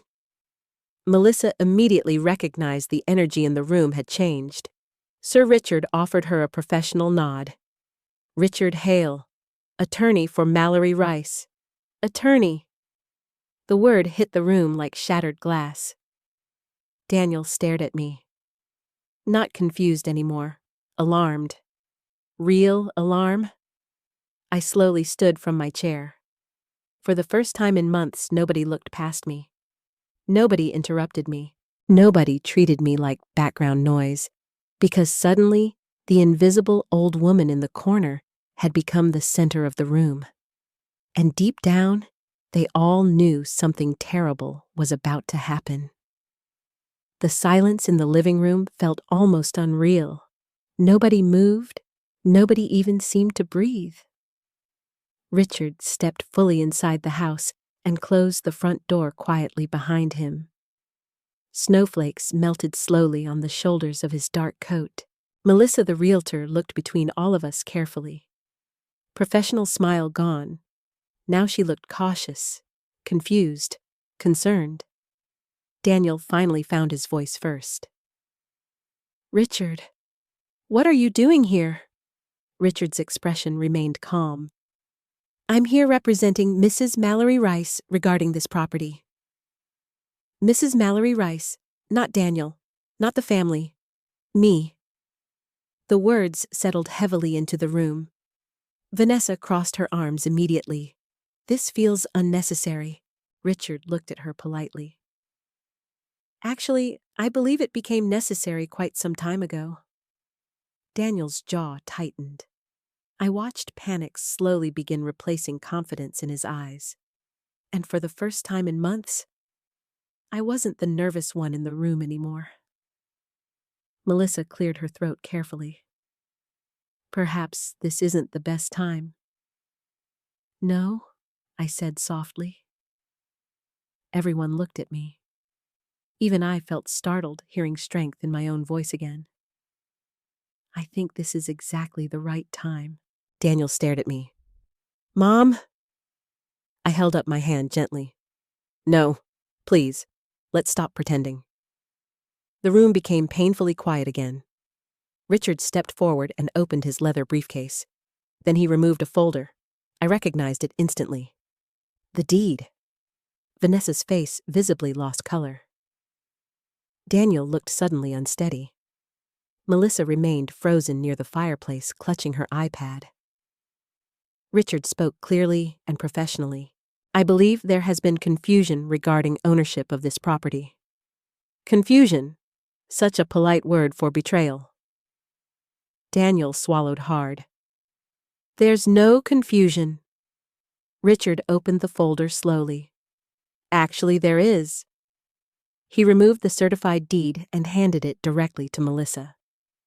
As the listing agent involved in this transaction discussion, I assume you'll want verified documentation. Melissa hesitated before carefully taking the papers. The room was so quiet, I could hear the clock ticking on the living room wall. Tick, tick, tick. Melissa scanned the first page, then the second. Then her eyes widened slightly. She looked up slowly. The sole owner is? Her voice faded. She looked at me. Mallory Rice. The room shattered, what Vanessa whispered sharply. Daniel stepped forward immediately. Let me see that. Melissa handed him the document carefully. I watched my son's face drain completely of color as he read it. Once, twice, then again. No, he muttered under his breath. Vanessa grabbed the papers from him. This has to be old. It is old, Richard answered calmly. 11 years old to be exact. Vanessa flipped through pages frantically. This doesn't make sense, but it did make sense. Perfect sense. That was the problem. Daniel looked at me like he suddenly didn't recognize me anymore. You knew. I held his gaze steadily. Yes. The single word landed harder than shouting ever could. His face twisted with disbelief. You knew this whole time? Yes. Vanessa stared at me with open shock now. You let us think? You never asked? I interrupted quietly. That silenced her immediately. Because it was true. Not once had either of them sat down with me honestly. Not once had Daniel asked about George's estate. Not once had anyone treated me like I deserved transparency regarding my own home. They simply assumed. And then they built plans around those assumptions. Melissa shifted awkwardly near the fireplace. I think I should probably leave, No, Daniel snapped suddenly. Everyone looked at him. His breathing had become uneven now. This is ridiculous. Richard's expression remained calm. There is nothing ridiculous about legally recorded ownership. Daniel turned toward me again. Mom, why would Dad do this? There it was. Not concern, not apology, not shame. His first instinct was still the house, still ownership, still money. Something inside me broke quietly then, because I realized my son truly had stopped seeing me as a person somewhere along the way. I looked at him carefully. Your father wanted to make sure I was protected. Vanessa laughed bitterly. Protected from what Richard answered before I could. From exactly this situation. That hit the room like another explosion. Daniel's face darkened instantly. You're making this sound manipulative. Richard's tone sharpened slightly for the first time. No, Mr. Rice. What's manipulative is attempting to refinance a property you do not legally own. Daniel froze. Vanessa looked at him sharply. What does that mean? Richard opened another folder. It means inquiries were made with financial institutions using misleading information regarding ownership authority. The silence afterward felt deadly. I stared at Daniel. Slowly, carefully. You tried to refinance my home? His eyes finally dropped away from mine. That hurt more than yelling would have, because silence is confirmation. Vanessa looked stunned. Daniel? He rubbed both hands over his face. I didn't have a choice. My chest tightened painfully. You had choices, I whispered. We were drowning, he suddenly exploded. Everyone flinched. Years of pressure finally cracked open in his voice all at once. You think I wanted any of this? He shouted. You think I planned this? Vanessa grabbed his arm. Daniel. No. His breathing shook now. Bills, debt, fear. Everything I'd sensed for weeks poured out of him all at once. The business collapsed, he said hoarsely. We were trying to survive. I looked at him quietly. And your solution was to remove me from my own home. We weren't removing you, Vanessa argued quickly. Sunnybrook is beautiful. It was never your decision to make, I said. For the first time, Vanessa had no response. The truth finally sat naked in the room now. No more coded language. No more fake concern.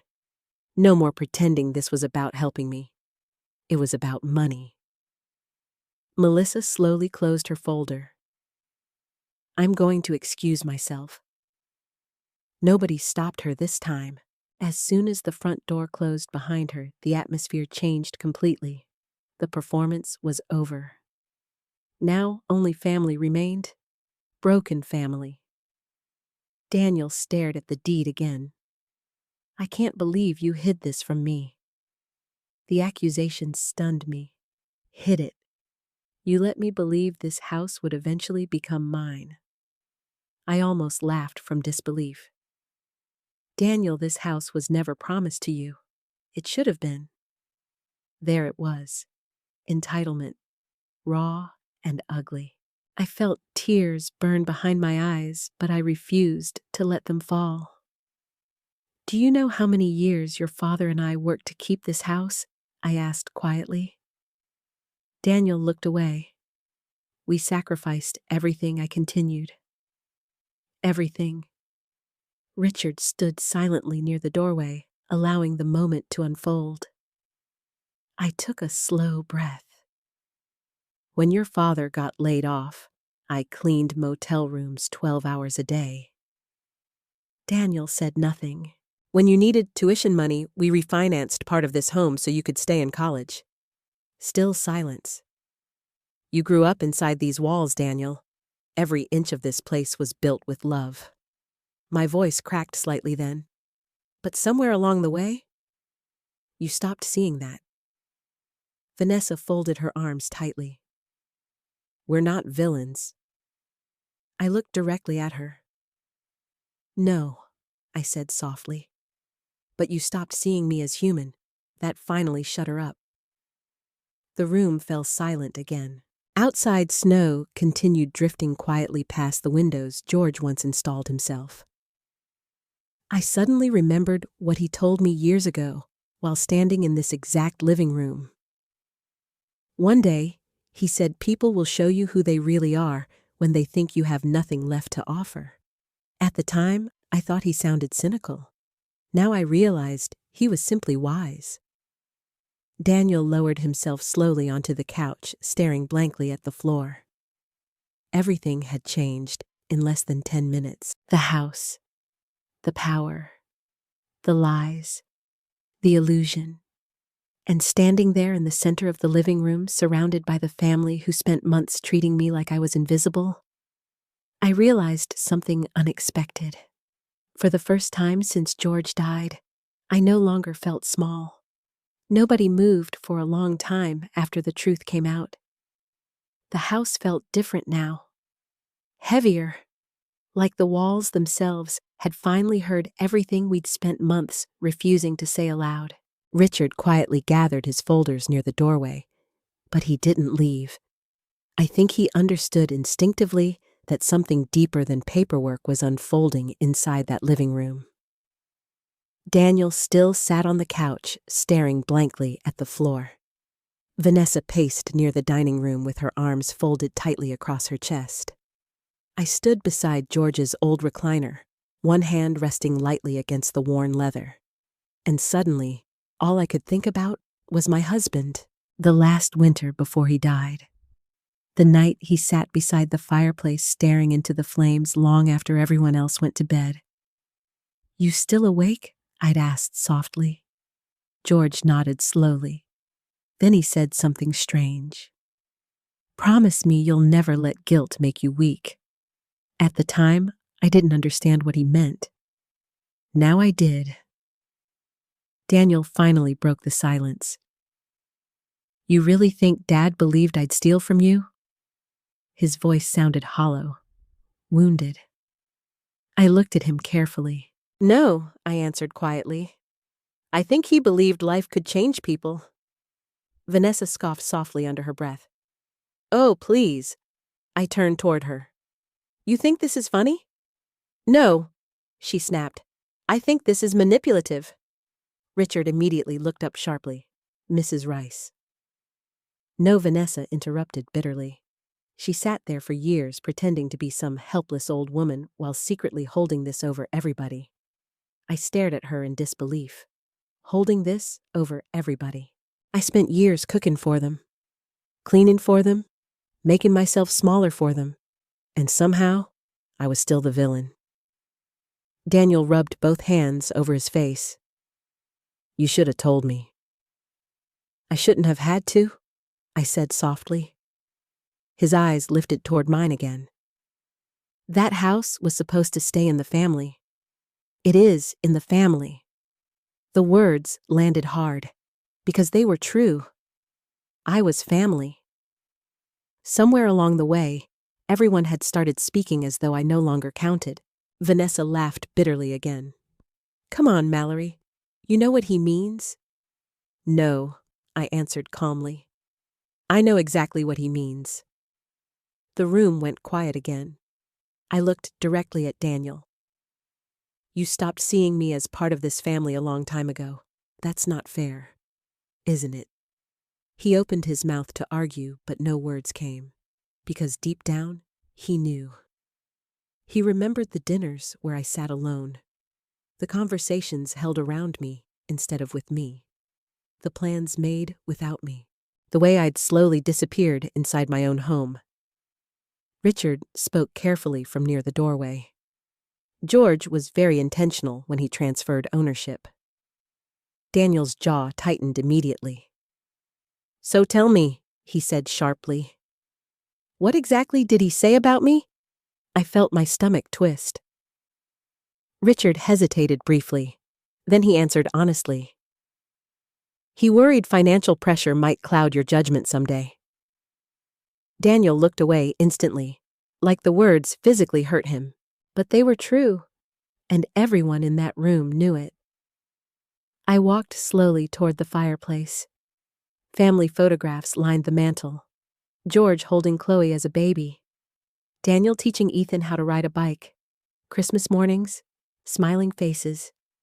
A whole lifetime trapped behind glass. I picked up one frame carefully. Daniel, at age 16, standing beside George in the driveway after getting his first car. Both of them grinning. George looked so proud that day. "He believed in you?" I whispered. Daniel's expression cracked slightly. "Then why would he do this?" I looked down at the photograph. "Because he loved me too." Silence. Deep, painful silence. For years after George died, I convinced myself protecting Daniel meant staying quiet. I ignored disrespect, ignored tension, ignored my own loneliness. Because mothers do that sometimes. We keep sacrificing long after nobody asks us to. But standing there now, I realized something heartbreaking. My silence hadn't protected the family. It had only taught them I would tolerate anything. Vanessa crossed her arms tighter. So what now? The sharpness in her voice echoed through the room. There it was. Not apology, not regret, strategy. Always strategy. Richard answered calmly before I could. That depends entirely on Mrs. Rice. Mrs. Rice. Again. The title felt strange now. Powerful somehow. Vanessa looked at me directly. You're really going to punish your own son, punish. Interesting word. As if consequences for betrayal were cruelty. I met her eyes steadily. You already punished me. Her face hardened instantly. Daniel stood abruptly from the couch. Enough. The exhaustion in his voice startled all of us. He looked broken suddenly. Older. Smaller somehow. I know I screwed up, he admitted quietly. The room stilled. It was the first honest thing he'd said all morning. He swallowed hard. But you don't understand how bad things got. Richard remained silent. I remained silent. Daniel paced slowly through the living room. The business failed 6 months ago, he said quietly. After the supplier contract collapsed, everything spiraled. Vanessa looked down at the floor. We tried loans, Daniel continued. Then credit cards. Then more loans. His voice cracked slightly. I couldn't keep up anymore. For a moment, I saw my son again. Not the angry stranger, not the entitled man, just somebody terrified, and that made everything hurt worse. Why didn't you tell me? I asked softly. He laughed bitterly. What was I supposed to say? Hey, Mom, I destroyed our finances, and now we might lose everything. Yes, I whispered. His eyes lifted toward mine.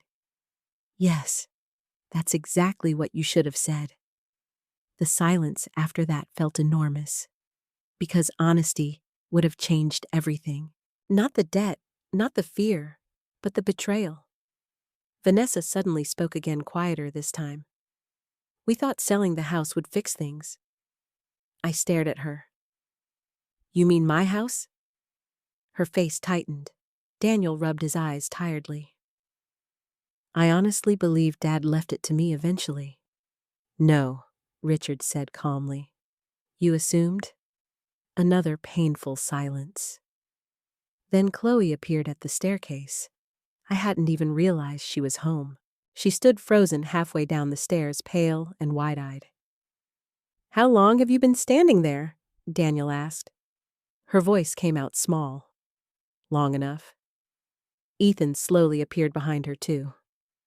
Both kids looked shaken. Chloe looked at me. You own the house? I nodded quietly. She glanced toward her parents. You were really trying to sell Grandma's house? Nobody answered. That silence said everything. Ethan looked horrified. You told us Grandma wanted to move. Vanessa immediately straightened. She said she'd think about it. That's not the same thing, Chloe snapped suddenly. Everyone looked at her in surprise. Chloe rarely challenged her parents. Tears filled her eyes. You made it sound like she was ready to leave. Daniel stepped forward. Chloe, no. Her voice shook now. This is messed up. For the first time in months, somebody besides me finally said it aloud.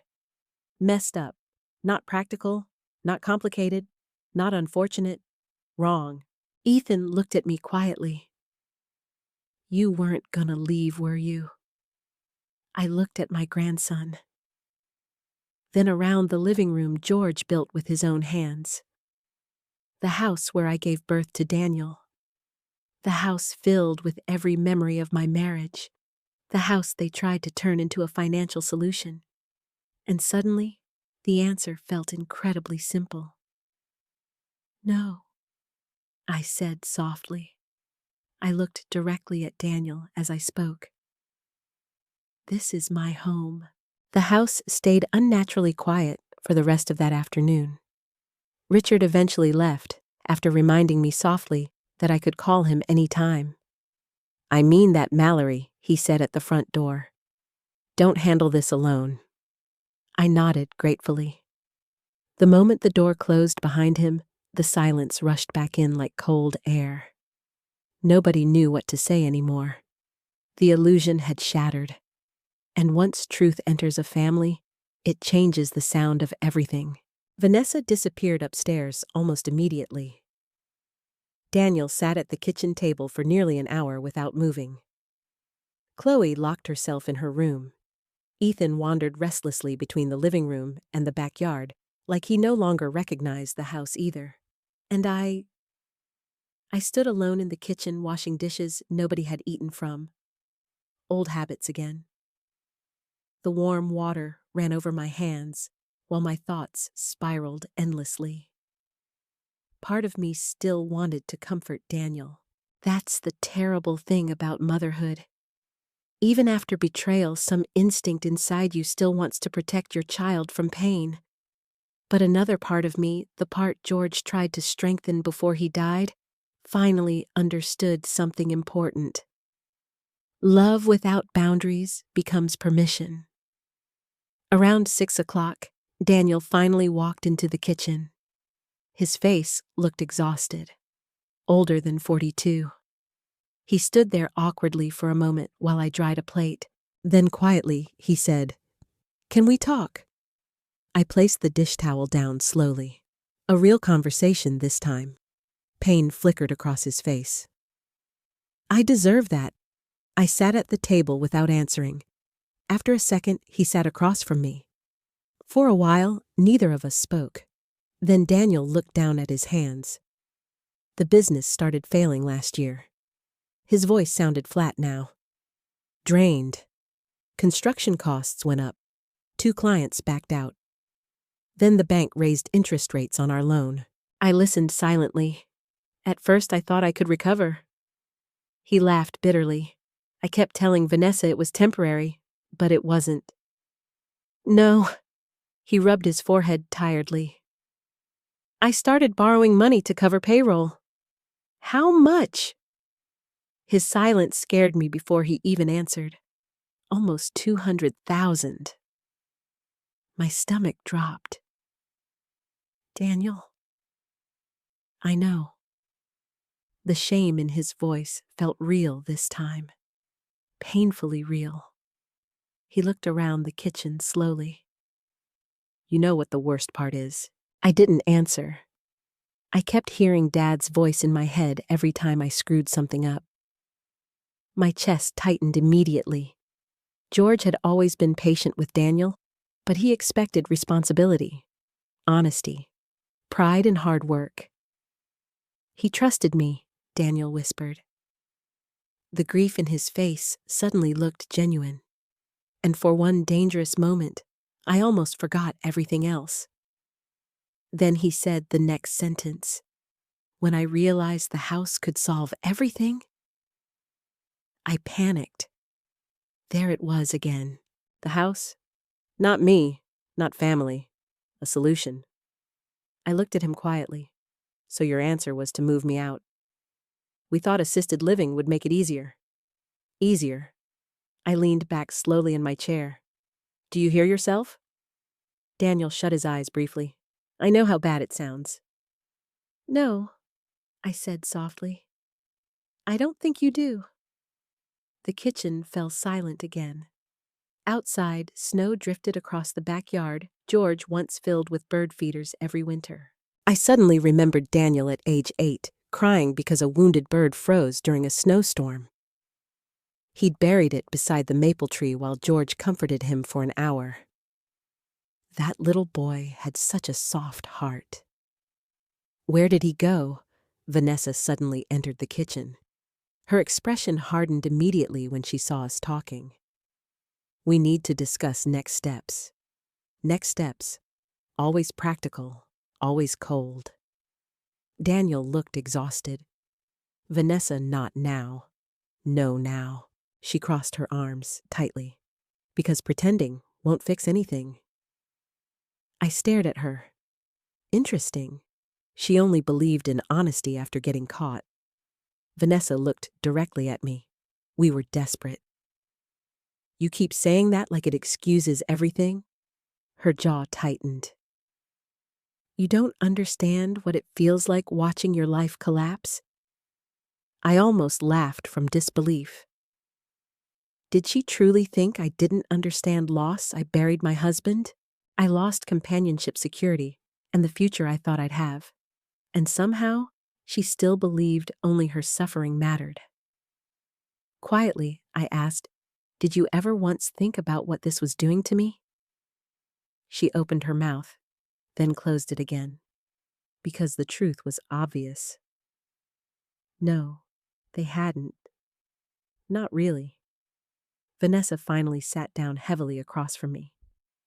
We thought if we sold the house, we could pay off the debts and start over somewhere smaller. I asked carefully. She hesitated, then looked toward Daniel. That was mostly my idea at first. Daniel stared at the table silently. My heart sank further. So you pushed him? Vanessa's eyes flashed defensively. I was trying to save my family, and I wasn't your family. That question landed hard. For the first time since this began, Vanessa looked uncertain. Not angry, not defensive, ashamed, just briefly. But I saw it. Upstairs, footsteps sounded suddenly. Chloe came into the kitchen still wearing tears on her face. Ethan followed behind her. Neither sat down immediately. Finally, Chloe looked directly at her parents. How long were you planning this? Daniel rubbed his temples again. Chloe, no. Her voice shook. I want an answer. Vanessa sighed heavily. A few months. A few months? Chloe stared at them in disbelief. You've been lying to Grandma for months. We were trying to protect everybody. That's not protection, Chloe snapped. Ethan looked pale beside her. You told us Grandma wanted to move, he said quietly. Daniel looked miserable now. I thought eventually she would understand. I stared at him. You never intended to ask me honestly. He didn't answer. Because he couldn't. The truth sat too openly in the room now. Vanessa suddenly looked at Chloe and Ethan. You both need to understand something. We were about to lose everything. Chloe laughed bitterly through tears. You already did. The room went silent, because deep down everybody knew she was right. Money problems can destroy things, but lies destroy trust, and trust is much harder to rebuild. Ethan finally spoke again, quieter this time. Did you really think Grandma would just leave nobody answered immediately? Then Vanessa muttered softly. We hoped she'd agree. Hope. Such a gentle word, hiding something cruel underneath. I looked around the kitchen slowly. The same kitchen where I baked birthday cakes for Daniel, helped Chloe with science projects, taught Ethan how to make pancakes. Now it felt like a courtroom. And somehow, I was the witness nobody expected to finally speak. Chloe wiped her eyes angrily. You treated her like she was in the way. Daniel looked shattered hearing that from his daughter. Because children notice more than parents realize.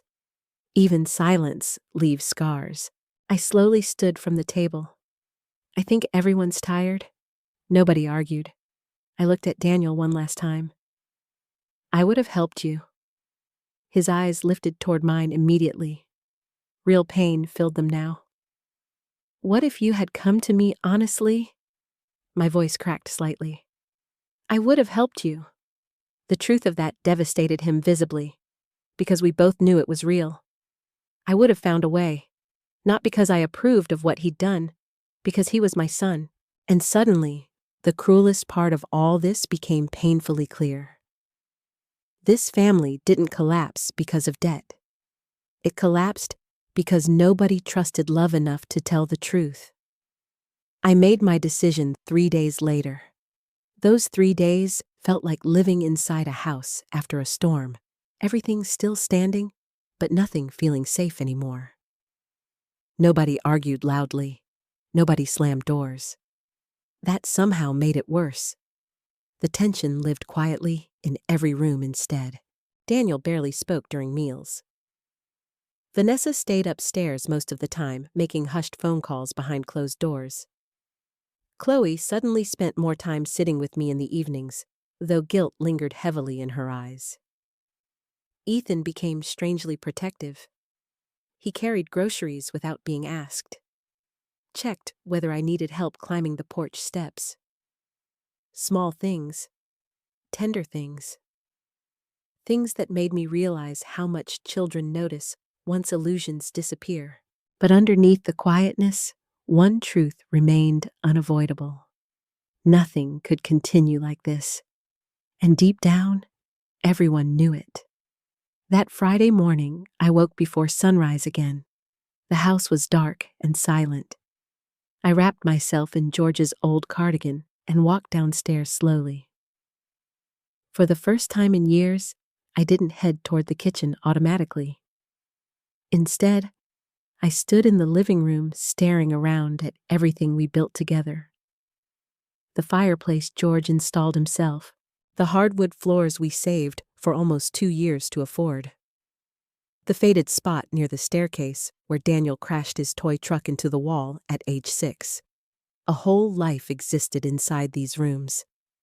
And I suddenly understood something clearly. I had spent too long acting like I needed permission to belong here. I didn't. This was my home, not legally, emotionally, spiritually, completely. By 9 o'clock, everyone was awake. Vanessa sat scrolling through her phone at the kitchen island. Daniel looked exhausted already. Chloe and Ethan exchanged nervous glances the moment I walked in. I stood near the table quietly. "We need to talk." Nobody moved. Even Vanessa slowly lowered her phone. Daniel looked up first. "Mom?" I took a breath. "I've made a decision." Silence. Heavy silence. Then I said the words I'd spent 3 nights trying not to say. "I think it's time for you and Vanessa to find another place to live." The air left the room. Vanessa's chair scraped sharply against the floor. "You're kicking us out." The accusation in her voice almost made me flinch. Almost. I stayed calm. "I'm asking you to leave my home." Daniel stared at me in disbelief. "You can't be serious." I looked at him steadily. "I am." Chloe looked down immediately. Ethan went pale. Vanessa laughed bitterly. "Wow." I said nothing. She folded her arms tightly. "So this is revenge?" "No," I answered quietly. "This is a boundary." Daniel stood abruptly. "Mom, please don't do this." The desperation in his voice hurt. God, it hurt. Because part of me still saw my little boy underneath the man standing there. But another part of me, the part that finally woke up, understood something painful. Love without self-respect eventually destroys both people. I held his gaze. "You already made plans for me to leave. That's different. How we were trying to survive. And I'm trying to survive now." That silenced him briefly. Vanessa stepped forward immediately. "You have no idea what you're doing." Actually, I thought quietly for the first time in years I finally do. I kept my voice calm. "I'm giving you 30 days. 30 days!" Vanessa nearly shouted. Daniel looked devastated now. "Mom, where are we supposed to go?" The question nearly shattered me, because I wanted to answer like a mother. I wanted to fix everything. I wanted to tell him I'd figure it out somehow. But fixing people after they betray you teaches them nothing. Instead, I said softly, "That's something you should have thought about before trying to sell my home?" Vanessa scoffed loudly. "You're unbelievable." Chloe suddenly stood up. "No," she snapped. "You are." Everyone froze. Vanessa looked shocked. "Excuse me." Chloe's eyes filled with tears instantly. "You lied to Grandma for months." "Chloe, no." Her voice cracked now. "You treated her like she didn't matter." Daniel looked stricken. "Don't talk to your mother like that. Then maybe she shouldn't act like this?" The room exploded into silence afterward. Vanessa's face hardened instantly. "I sacrificed everything for this family." I looked at her carefully. "And somehow you still believed I owed you my home?" That hit her harder than yelling would have. Ethan spoke quietly from beside the counter. "Grandma never even did anything to you." Vanessa looked away immediately, because there was no answer for that. None. I never fought her. Never insulted her. Never interfered in their marriage. I simply became convenient to ignore. Daniel suddenly sat back down heavily, rubbing both hands over his face. "I don't know how things got this bad." The sadness in his voice sounded real. And somehow, that made everything even more tragic. Because nobody wakes up one morning planning to become cruel. It happens slowly, one compromise at a time, one selfish decision at a time, one silence at a time, until suddenly, you barely recognize yourself anymore. I walked slowly toward the kitchen window. Snow had finally stopped outside. The backyard looked quiet and pale beneath the winter sun. George used to stand out there every Saturday morning drinking coffee while planning spring projects. Garden beds, fence repairs, birdhouses for the grandchildren. He loved this family so much, and suddenly grief crashed into me so hard I had to steady myself against the counter. Daniel noticed immediately. "Mom." I held up my hand gently. "No." My voice shook slightly. "I spent 3 years grieving your father while trying to hold this family together. Nobody spoke. I cooked your meals, cleaned this house, stayed quiet every time I felt unwanted. Tears burned my eyes now. And all the while, you were planning my exit." Daniel looked like he'd been slapped. "Mom, I swear I never wanted to hurt you. But you did." The truth hung heavily in the room. Because intent doesn't erase damage. Vanessa suddenly grabbed her purse from the counter. "Fine." Daniel looked up sharply. "Vanessa, no." Her voice trembled with anger now. "If she wants us gone, let's go." I watched her carefully. Even now, pride mattered more than remorse. She stormed toward the staircase. A few seconds later, we heard drawers slamming upstairs. Daniel stayed seated, broken, exhausted, defeated. Chloe slowly sat back down at the table, crying quietly now. Ethan looked like he might cry too. And standing there in the center of the kitchen, I suddenly realized something heartbreaking. Nobody won. Not really, because family falling apart never feels victorious, even when you're right. Daniel finally looked at me again. "When Dad died, I thought I could hold everything together. I stayed silent, but I failed." The raw honesty in his voice hurt deeply. I walked slowly toward him. For one dangerous moment, I almost took everything back. Almost told him to stay. Almost chose peace over self-respect again. Then I remembered the suitcase, the brochures, the whispers, the paperwork hidden in drawers, and most painfully of all, the way they made me feel invisible inside my own home. I placed my hand gently on the table between us. "I love you, Daniel." His eyes filled instantly. "But I can't disappear to make your life easier." That finally broke him. He lowered his head into his hands and started crying silently at the kitchen table. And for the first time since this nightmare began, I cried too. Not because I regretted my decision, but because sometimes the hardest thing a mother will ever do is stop saving her own child from the consequences of becoming someone she no longer recognizes. The house became quiet after Daniel and Vanessa left. Not peaceful, just empty.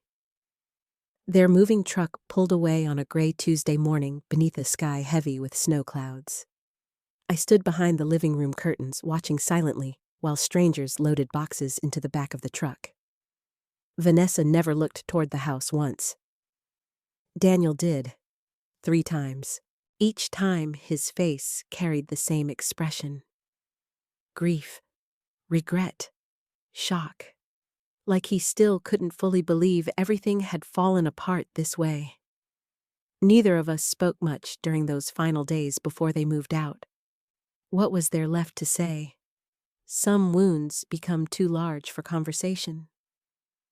Chloe decided to stay temporarily while finishing community college nearby. Ethan stayed too, though he spent weekends with his parents in their new apartment across town. I told both of them they were welcome as long as they respected the house and themselves. That mattered to me now. Respect. The moving truck disappeared around the corner shortly after noon. And suddenly, the silence hit. Real silence. No Vanessa pacing through the kitchen on Bluetooth calls. No tense arguments whispered behind closed doors. No heavy footsteps at midnight. Just quiet. I stood alone in the middle of the living room for a long time afterward. The winter sunlight stretched pale across the hardwood floors George refinished 20 years earlier. Dust floated slowly through the beams of light near the staircase. For the first time in years, the house felt like it belonged to me again.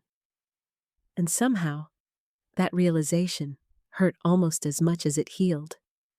Because peace arrived, carrying loneliness beside it. Chloe came downstairs quietly around 1 o'clock. "You okay?" she asked softly. I looked at her and managed a small smile. "I think so." She nodded awkwardly before glancing around the room. "It feels weird." "Yes," I whispered. "It does." She hesitated, then slowly walked toward me. "I'm sorry, Grandma." The pain in her voice nearly broke me. "You don't need to apologize." "Yes, I do." Tears filled her eyes instantly. "I saw things." Her voice shook. "I just ignored them." I gently touched her arm. "You were a child. I'm 19. You were still learning." She wiped at her face angrily. I should have said something sooner. Maybe. But the truth was, silence becomes normal inside families long before people realize how dangerous it is. I pulled her gently into a hug. For a second, she froze. Then suddenly, she held on to me tightly and cried into my shoulder, like she used to when she was little. And standing there in the quiet living room, I realized something important. Not every relationship in this family was broken beyond repair. That mattered. Later that afternoon, Ethan helped me take down the last of the unused decorations from my birthday party. The silver suitcase still sat upstairs in the guest room closet where Vanessa shoved it before moving out. Neither of us mentioned it. Some symbols hurt too much. We worked quietly together for almost an hour. Then Ethan suddenly asked, "Are you mad at Dad forever?" I stopped folding tablecloths. Children ask questions adults avoid. I sat slowly on the couch beside him. "I don't know yet." He nodded thoughtfully. "He cries a lot now." My chest tightened painfully. I looked away toward the window. Snow had started falling again outside. Sometimes people don't understand what they've done until everything changes, I said quietly. Ethan looked down at his hands. "He says he messed everything up." A long silence settled between us. Finally, I whispered, "He did." The honesty hurt, but pretending otherwise would hurt more. That evening, after Chloe and Ethan went upstairs, I walked alone through the house room by room. Daniel's old bedroom still smelled faintly like dust and aftershave. The upstairs hallway looked larger somehow, without Vanessa's decorative furniture crowding every corner. The kitchen counters felt strangely peaceful. I opened windows briefly, despite the cold air, just to let the house breathe. Then finally, near sunset, I stepped into the backyard. Snow crunched softly beneath my boots. The garden George once loved sat buried beneath winter frost. Dead roses, empty flower beds, frozen soil, neglected, like me. I walked slowly toward the old wooden bench near the maple tree George planted decades earlier, the same tree I stared at so many mornings from the kitchen window. Its branches looked bare and fragile against the gray sky, but alive, still alive. I sat there for a long time listening to the wind, and for the first time since all this began, I let myself cry fully. Not quiet tears, not hidden tears. Real grief. For George, for Daniel, for the family we used to be. I cried until my chest hurt. Then finally, slowly, the tears stopped. And beneath the sadness, something softer began rising quietly. Relief? Not because I wanted my son gone, but because I no longer had to disappear inside my own home. When I returned inside, my phone buzzed on the kitchen counter. A text message. "Daniel." I stared at it for several seconds before opening it. "I'm sorry." Just 3 words. No excuses, no arguments, no manipulation. Only sorrow. I sat down slowly at the kitchen table, staring at the message, while memories flooded me all at once. Daniel, at age 5, running into my arms after his first day of school. Daniel dancing with me at his wedding after George made his speech. Daniel crying beside my shoulder at George's funeral. And then, Daniel slowly becoming someone I barely recognized. People always imagine betrayal arrives suddenly, but usually it happens gradually. One selfish choice at a time. One ignored conversation at a time. One moment of convenience over compassion, until love gets buried beneath fear and entitlement. I typed 3 words back. I need time. Then I set the phone down quietly. That night, for the first time in years, I slept deeply. No tension downstairs. No whispered conversations. No feeling of being unwanted beneath my own roof.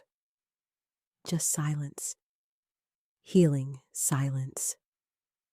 The next morning, sunlight poured warmly through the kitchen windows while I made coffee. Real coffee, not rushed coffee between serving everybody else. I carried my mug into the living room and stopped suddenly. The house felt different. Not empty anymore. Open. Alive, somehow. A fresh start. Chloe eventually came downstairs yawning. "You're smiling," she said softly. I touched my face unconsciously. She was right. I was. Not because life was perfect. Not because the pain disappeared. But because after years of shrinking myself to keep peace, I could finally breathe again. And standing there in the quiet house George built with his own hands, I realized something beautiful.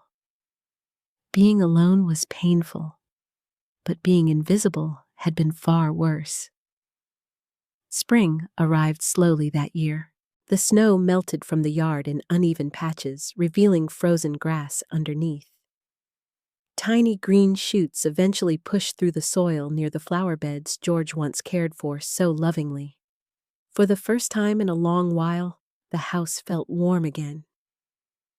Not because everything had healed, but because honesty finally lived there. Chloe stayed through the semester and gradually became my quiet companion around the house. Some evenings we cooked together, while old jazz records played softly from the living room.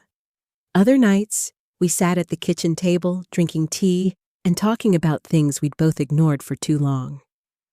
"I think everybody got used to you always being strong," she admitted one night while helping me frost a cake. I smiled faintly. "That's the problem with mothers sometimes." She looked at me curiously. "When people think you'll survive anything, they stop noticing when you're hurting." That stayed with her. I could tell. Ethan visited often too. More often than his parents probably realized. Sometimes he helped me repair things around the house. Other times, he simply sat nearby while doing homework, because as he awkwardly admitted one afternoon, "The house feels calmer here." And it did. The tension that once poisoned every room slowly disappeared. The laughter returned gradually too. Real laughter. Not forced performances for guests. One Saturday afternoon, Chloe and I repainted the kitchen walls a soft cream color, while Ethan accidentally stepped in paint and tracked footprints halfway through the hallway. For the first time in years, I laughed so hard my stomach hurt. The sound startled me. I had forgotten laughter could feel natural. Some nights, though, grief still found me. I'd wake at 2 a.m, reaching toward George's side of the bed, before remembering all over again that he was gone. Other nights, I sat alone in the living room, staring at old photographs, wondering whether families can ever fully recover once trust breaks apart. I still didn't know the answer. Daniel continued texting occasionally. Short messages. "How are you? I hope you're okay. Tell Chloe I love her." Never demanding, never defensive, almost careful, like he finally understood how fragile everything had become. I answered politely but cautiously, because forgiveness and trust are not the same thing. One rainy Thursday evening in April, the doorbell rang unexpectedly around 7. I looked through the front window and immediately froze. Daniel stood on the porch alone. For a moment, I considered not answering. Not from anger, from fear, because some wounds reopen the second you see the person who caused them. But eventually, I opened the door. Rain dripped from his jacket shoulders. He looked thinner now, exhausted, older somehow. His eyes immediately filled when he saw me. "Hi, Mom." I swallowed carefully. "Hi, Daniel." Neither of us moved for a second. Then quietly, I stepped aside. "Come in."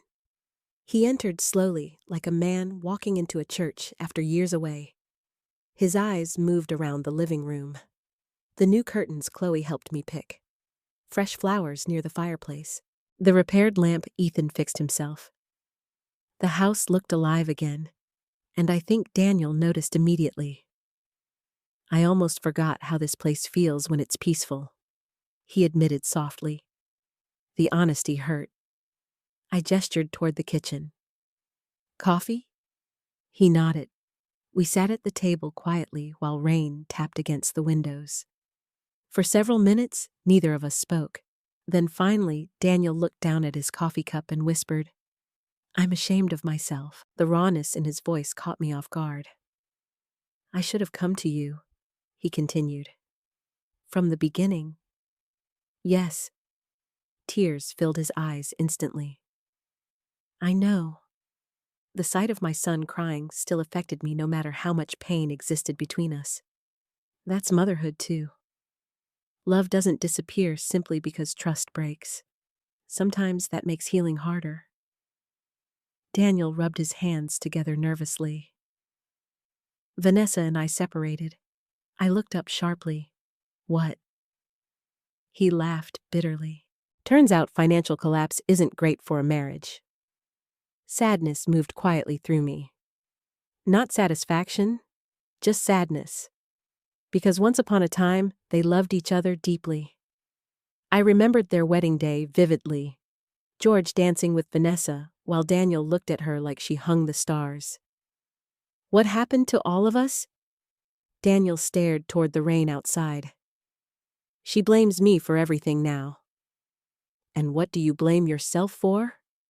He looked at me immediately. Not seeing you anymore. The room went silent. Because somehow, out of everything, that was the wound that mattered most. Not the house. Not the lies. The invisibility. Daniel's voice shook slightly. You were standing right in front of me all those years, and I kept treating you like background noise. Tears burned my eyes unexpectedly. I missed my son, I whispered. That finally broke him. He covered his face briefly, shoulders shaking once before he steadied himself again. I don't expect you to forgive me overnight. I can't. He nodded painfully. I know. Another silence settled between us. But this one felt different. Not hostile. Honest. Finally, Daniel reached into his jacket pocket and removed something folded carefully in half. He placed it gently on the table. I stared down at it. The old property deed copy Richard had given me months earlier. Daniel looked at it quietly. You know what's strange? I waited.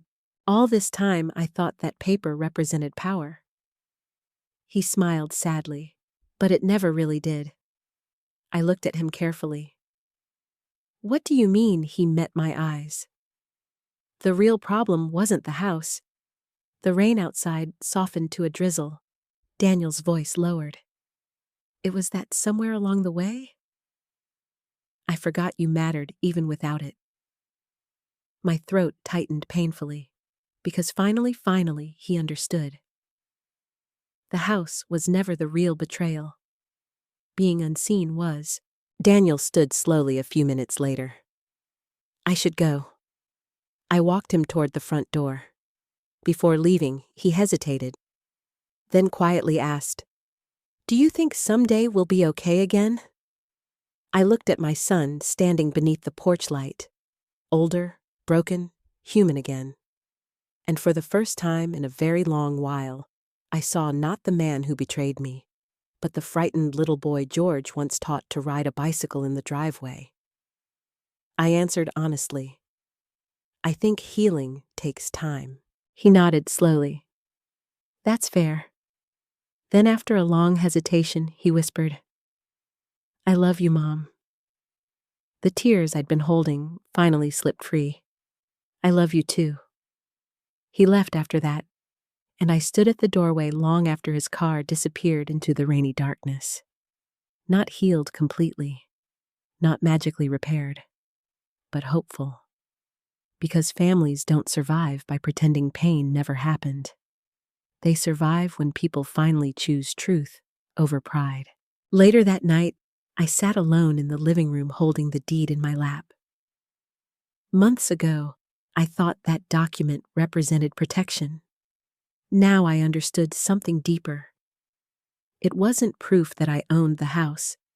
It was proof that I had value, that I was never invisible. Not as a wife, not as a mother, not as a woman growing older in a world that often stops seeing women like me. And as the rain softened outside the windows George built with his own hands, I realized something beautiful. The greatest thing I reclaimed was never this home. It was my voice. Sometimes the deepest wounds do not come from strangers. They come from the people we loved, raised, trusted, and sacrificed for. And that kind of pain can make a person question their own worth. But Mallory's story reminds us of something powerful. Being quiet does not mean being weak. Being kind does not mean being helpless. And loving your family does not mean allowing them to erase you. For years, Mallory believed peace meant staying silent. She thought if she endured the little insults, the ignored conversations, the decisions made without her, then maybe the family would stay together. But silence did not heal anything. It only allowed the disrespect to grow. The truth is, every person deserves dignity inside their own home. especially the mothers, grandmothers, wives, and widows who spent their lives giving everything to others. Their value is not measured by what they can provide, what they own, or how useful they are to the family.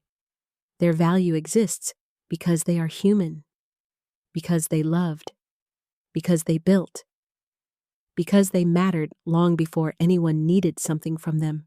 Mallory did not win because her name was on the deed. She won because she finally remembered that her voice mattered. She chose boundaries without becoming bitter. She allowed healing without pretending the pain never happened. And in the end, that is real strength. What would you have done if you were in Mallory's place? Would you have forgiven Daniel, or would you have walked away completely? Share your thoughts in the comments. And if this story touched your heart, please like, subscribe, and tell me where you're watching from and what time it is there. I truly love reading your stories.